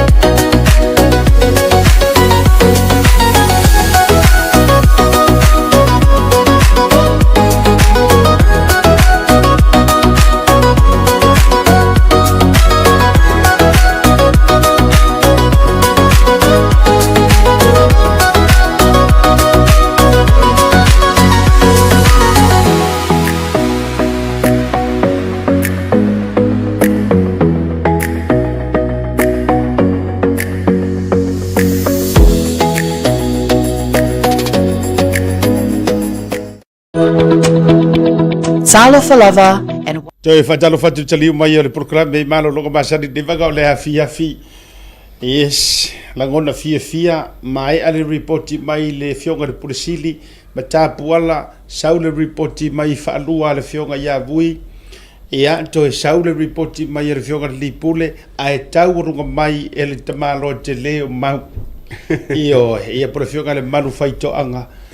Wao ngatasi uma te loa ai se me sili ese mai ile manuia o fa moe o te fa tai ile tua le ato fo i mai se mi fafo e sau tua e halu e mafuta masiona to lua masiona ai nga mata mai o ai sili nga fa ai sili le talo fai lua ko sanga ia uyo le tato to yalo mal tato va ni usila fa o mai usila tato pokalame. Welcome on board Tofilau, o le asa Tofila vai o le mātou Community Watch. Male fionga ili tōtoli Tofilau te vanga, esta te vanga. Ia e ona o tūlanga na nati e le prokalame le asa o le dafi ona o le wha moe sa au wai atu ia i le Hall of Fame. Lea la lea, ia ua tolo pō mai ai nei, ia, māloro soi fō munu. Iwha marunua tu le asa o nafi, tūlanga wha ta inga. Ia, but welcome back mo le tātou Community Watch Tofilau. Ia, talo falava lo tofa. Asiata fa pe foilo wa fionga le atawa ia talo fatu fo i Samoa malo so fu mo malang mama malo yeah, well, start to kick off with a great news today from Samoa. Yeah, itulau fo ia to filang. Yes, no, that's wonderful news, what we heard in Samoa. But let me share what's happening, news here in our own backyard. So this week, Air New Zealand and Jetstar have announced cancellation of flights due to the rise of jet fuel prices. Air New Zealand has cancelled 4 return flights between Auckland and Samoa, scheduled for the 7th of April, 19th of April, 26th of April and the 4th of May. So look out for your flights to reschedule those. Also, Jetstar has cancelled 12% of its flights between Auckland, Wellington and Auckland, Christchurch in May, and also Auckland flights to Sydney and Brisbane. So yeah, not good news, but what can we do? Siata. Tofilau, I always wanted to ask Lefesili, are this just Samoan affecting I tūlanga nei le affected because of the cost of the fuel, or some flights to Fiji, Tonga, and if not, why just Samoa? Any news behind that? Good question, Asiata. To be perfectly honest, I don't know, because I was just preparing our notes mokako Samoa. Yeah. But it's a very good question, but no doubt because it's right across the world globally, so I wouldn't be surprised if there's changes throughout to other destinations as well.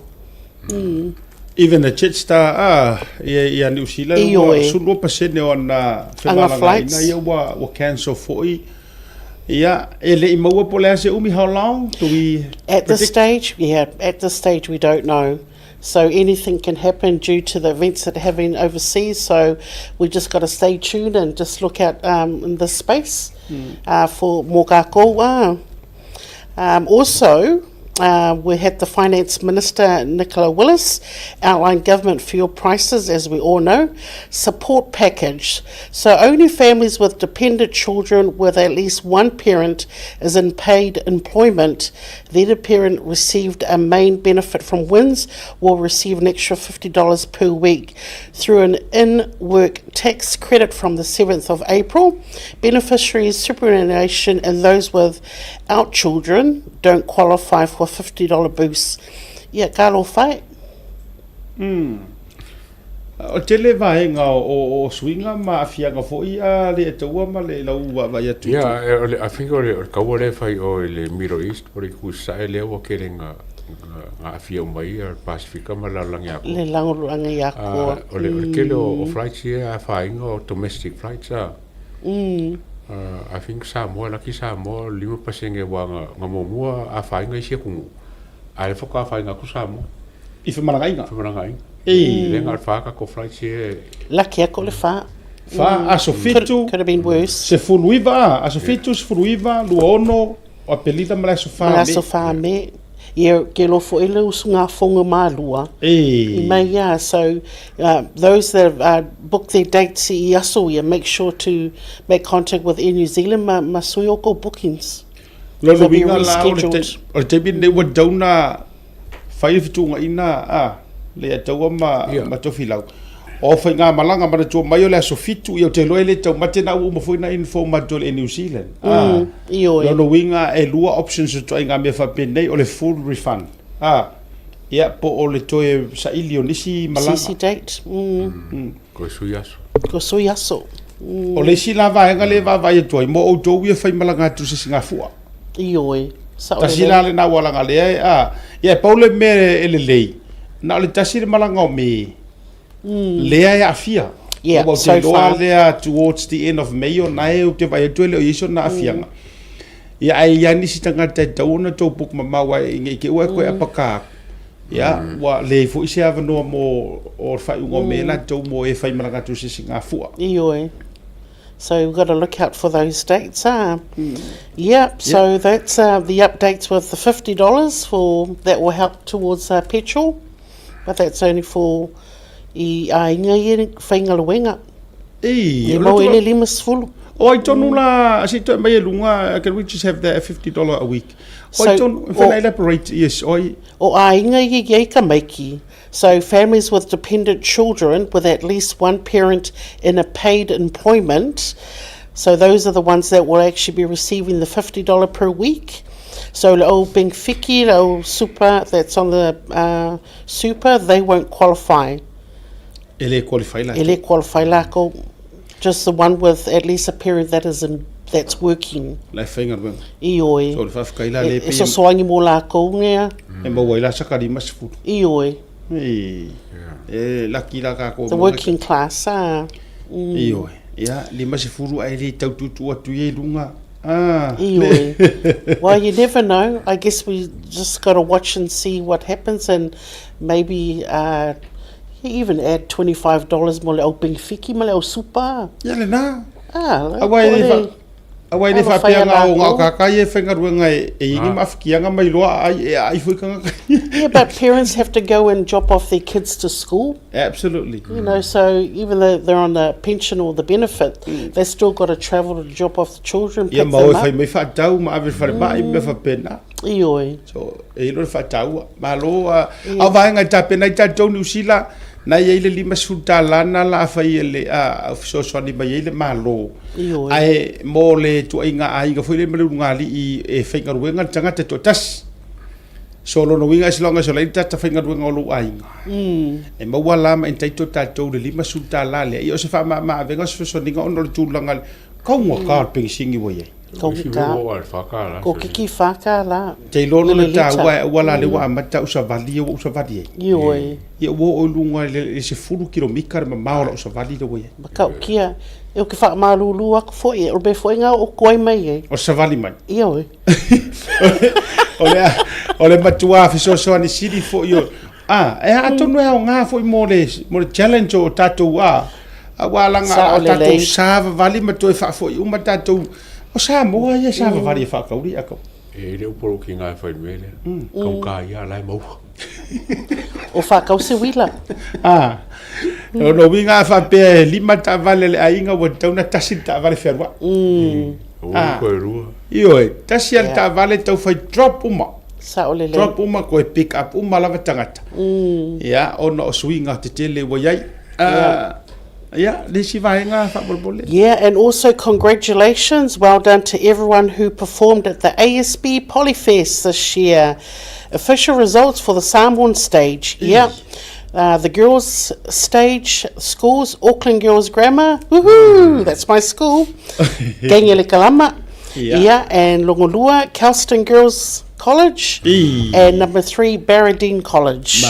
So West Auckland, mai Barradine, I think in Remuera. Yes. And the boys' school, all boys' school, Dilworth School. Oi, vai whainga Dilworth ali. Ioi, Old Newmarket, St. Peter's College and Sacred Heart College.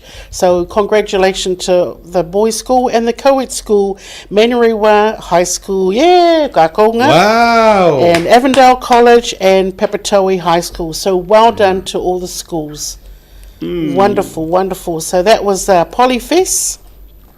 And it was lovely to have Vavasa Mane actually there at the Polyfest as well. And last and not least, Tena. My name is Bati, the feature documentary on operatic Samoan sensation brothers Pene and Amitai Bati is in cinema now. I actually went and saw the movie. Oklahoma documentary. I watched it Wednesday. Yeah. Wow. I was really impressed. So it's a wonderful documentary to actually go and look and watch and really support his journey. It was lovely to see him, the story, how they started from Samoa and how they moved here to Auckland. So it was really, really great. So must see the documentary. Charts and against the odds journey of Pene, who is now recognised as one of the world's leading tenors in Amitai. Also rising star in the operatic world. Tells the story from their original family home in Samoa and childhood in South Auckland to the most opera stages in the world. So it was absolutely amazing, the documentary. And it's just wonderful. I think you should all go along and actually watch the documentary. And it's wonderful that someone, Mai Samoa from South Auckland, have made it on the world stage. Paparazzi Oka. It's just amazing. Lovely documentary. I highly recommend everyone to go and watch it.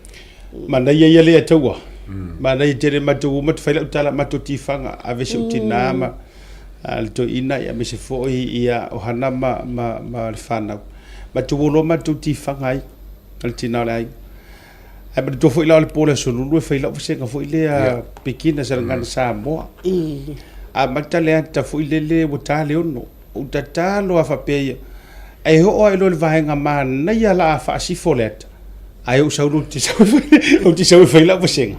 Ai mata wha mai ai ia matua mese foi o tina ai nga patabit o la turolea wo musu e siri foi le fa uma mai le fa ungoleta la no to bana o te o maka la ia o ia lan tatter mai tina ai nga man ia fa ungoleta ya ma tu mai o le ori ia le ia to o tau songa ia ta o e ma tu mai ma liu se o tamale sa mori ma wai le tamale ori ia asia ta pene asia ta sa le o pene la ma lo utama euso so e matua va la tor matu io so for my self sees le nurse ya siete pene ma mal fale tu me se funciona fale tu Ala uri la ia pene ma amitai ma ia mi se fo. La na mana ia le mata le ata la te mala le background story ma le savalinga fo ia la to. The journey. Ia mai Samoa. Ia bera no fa ia tu ai la uri e ula ia te o meu leo pesi. E ngo sio mato ai. E kufa me alo fa ile ma lea. Pa foi la langa a mai uma. No winga la ufaoa umanga leo ia me alo fa le le alo ngai le alo so lo la leo yo le leo o leo fa sala lau o le leo fa ila unga le leo pese la vai ngai ia se anko fo ia le sa mori maule so le na ia fa mo bari uso tama e sa ia ele ia uri ia la na pesa po perkang ia e wala uri nei wo tau le mo nei ono le tūlanga i le tāleni u whaamanuina i le atua. Ia, whaafetei lea. O le tela taimo ke kifa u afe uewa i wae nofo i mangele ia. Ia siata pene ia marwhare tuofo. Ia ka ke peko i ngā kaimi o kafe ai pamu maisa ka kupe. Ia isko inga. Ia ai whaafetei whaamanuia ngā le tu. Congratulations for i le movie. Ioe. I believe the Fale tour, I think she has a part i Yamako Lalo Malava. Yes. Yeah. Yeah, le na pu emba ia vai ngata wole. Yes. O se ka nga ke le moainga. Ele ke le ka popole po ani me e sa wole ka. It's a good family movie. Mai o le ata ia e fatatau i le journey. Mai le tūlanga whatau waa ma le mawala lo le savalinga sai ai. E o le whaaeina. Everyone has a story to tell. Very inspirational story. Ma tatou story ma. Ioe. Lo whakari foi kai me au tai lau story. Yeah. Manga ia. Fe. E ke rua whakari kali de kai me au tai foi. E kiu ai ruma tangata. You can write a book about it. Ioe. Ia, ai whaftai foi. Ia I tau mawhainga fo ia whanau o whaeina. Ia o le sacrifices a mātua sa whaia. Yes. Ioe. Awa ia tu tala anga mai ngā wasau ia anko ia pene. I nei whai ngā ruenga. Alu so se ngā ruenga. Tele o ngā ruenga. Ia ele whai ngōwhie. Sa o lele. Tau mawhainga i whawhanga le whanau ma tūlanga tō lua ma ai. Ia le ala ua ia wai umanuia. Sa o lele. Kalongo fungi me o humble beginnings a. Yeah. Kai mo mo vai la uri e o shopping center mangili. Sa pe pese nga e skoha. Yeah. Ia ka ke kua maka fa pe ese mai pese ngi ka me ki pola me leo i overseas. Wa pe manga o ngi mangili fu po already college po fenga. Already college. Ne masangi ko mo la fa ngo. O le si tu le leo le tala anga. O le no fuanga le na fia e pe pese no fuanga o tata matutua. Rest homes. Rest homes. Ia sa ole me o manuia fo I whamanguianga kakamakua. Blessing. Io. Absolutely. Uma ia o ese mai la tou ia mai whawhiwhianga a lai ka talo tangata mātutua ma whawhitai I le tua no nei whanau. Io. E mai la alua o are pese a wari ia o are me ngā kai ko I ngā pese. Ia langa o kama whaira I ukere le ieri. Kama wha. E ke iro, ia walanga e pisa fuere I ro wha opera.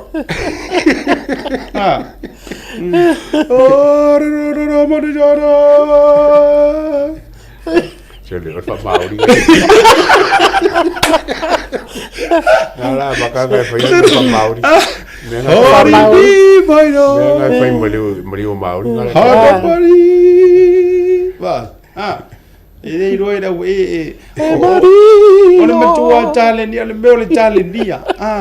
Hipira Yesusha. E ti rohe lau tala.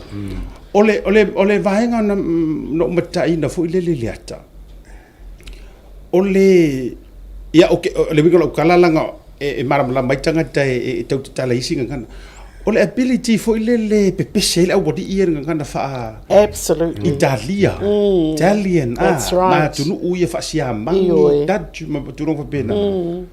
O ke foi? Ele foi ngofie, ele foi ngofie.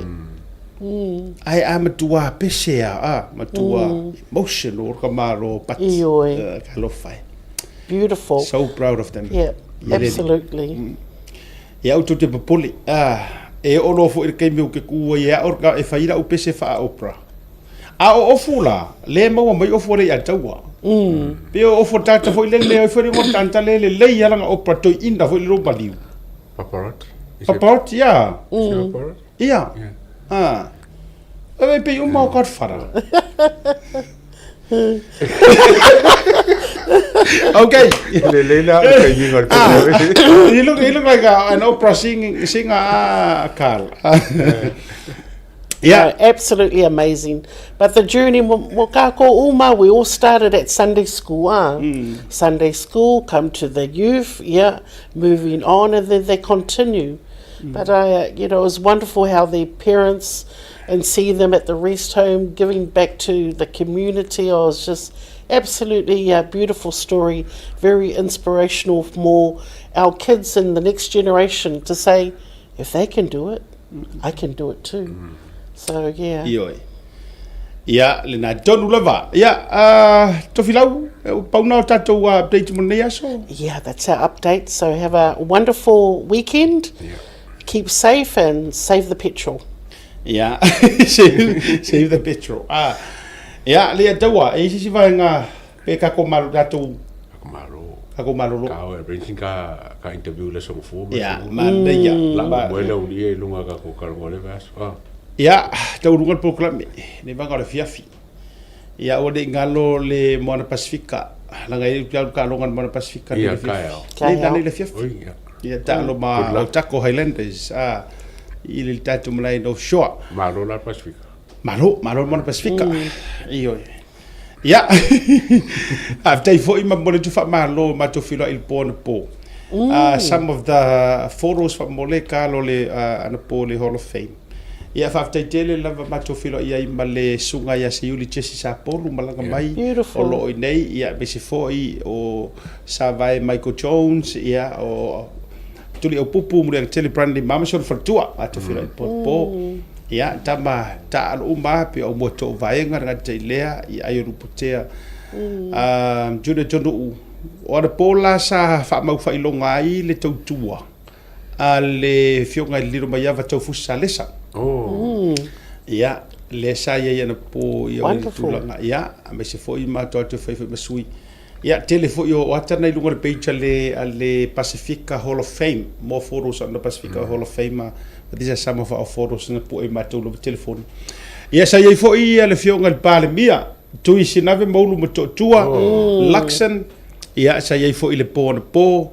Ia, mai se foi o le to tele o faurulunga. O company ese ia madisi fo I organization sai o mala bombori fa malobal fa tele South Seas ia le afionga le polisili ia le malu silao e me se fo I le tamaita ia shana ma to au fainga luenga ma malu le tatou South Seas healthcare ia mo le tatou lau ma VIP ticket sai Beautiful. Mai se fo le to tele ni so tatou organizations mai la to fa tai fo to wire ia fainga luenga for South Seas ia fero I for el po ia taurunga program le vanga le fiafi ma tu fatu sunga le tau a me se fo to filau.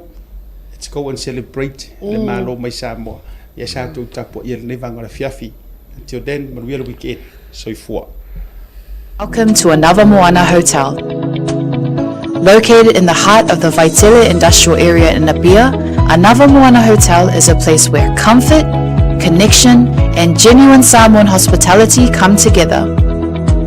Whether you are visiting for work, spending time with family, or traveling independently, we are here to make you feel welcome and at home. Our hotel offers a wide selection of spacious and flexible rooms, thoughtfully designed to welcome both family stays and independent travelers. Our single and double rooms feature modern design showers and bathrooms.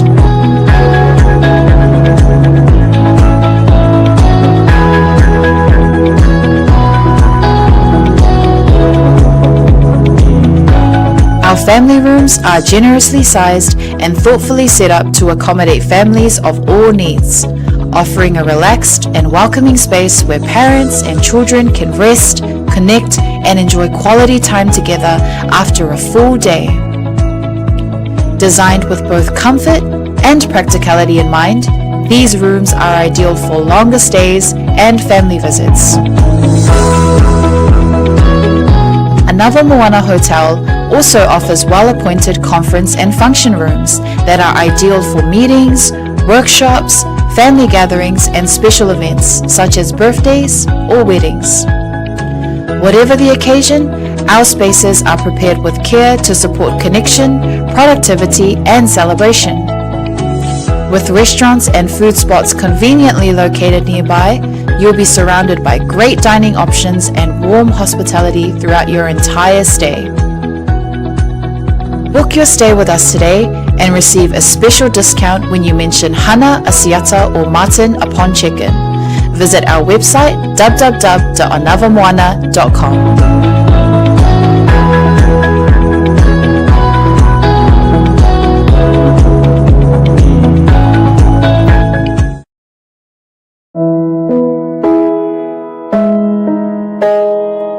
O le Os Pacific Funerals na whaavaina le tasi le afe iwa se lau i whae Sydney, whaamauina o le lua i au unanga o le whale maliu o Samoa ma le Pasifika, o whaavaina i Australia. O lea ma mia sa o loto e tama whanau lava Samoa. Ua silia ma le tolu sultausanga o lana tautua whaamama avenga mo tatou tangata, ua tele leanga waa il whaafoina o lau unanga, ma ua matua fo ile iloa il tautua. Mātou te mafai lava o na mātou malanga atu i maota malao e so se taimi e whaatala noa ina mta upu uma i ta pena i ailwhai ngā malanga, mo le ua wala au i aile atua. E ave se aile atua tu vale mane le mautonu a inga whaanoa noa, e le a whaina po le hale taimi. E tā ua i mātou o tātou tūmanga no ua malu, ma o lana anawa tau ave lava lea. Dignity of traditions is our service. E tau tua le luas fulfai tu la ili fitu aso lwa yaso, mātou te ngā lulua e tu samfina ngalo mana onga o a inga, a ele o so mātou manao. Mo le fia maala malama atili o na sila mwhai tau maala malama le ili mātou tu lau whamtalanga le website www.ospacificfunerals.com.au po le telefongi le tatongia, tasi tolu se lau, valu ono, fitu o, le national, o lua fitu lua, fitu wha walu tolu. O le mātou telefoni fia viai, o whaari mo o, tolu tasi wha, iwa lua. Ma fesili mo rata maitai pule, na omi ma sina mua. Mana tua na ile tautua le Os Pacific Funerals Australia, lo whale maliu e le momoe, ai tautua ina o ile alofa ma le wha maa avenga.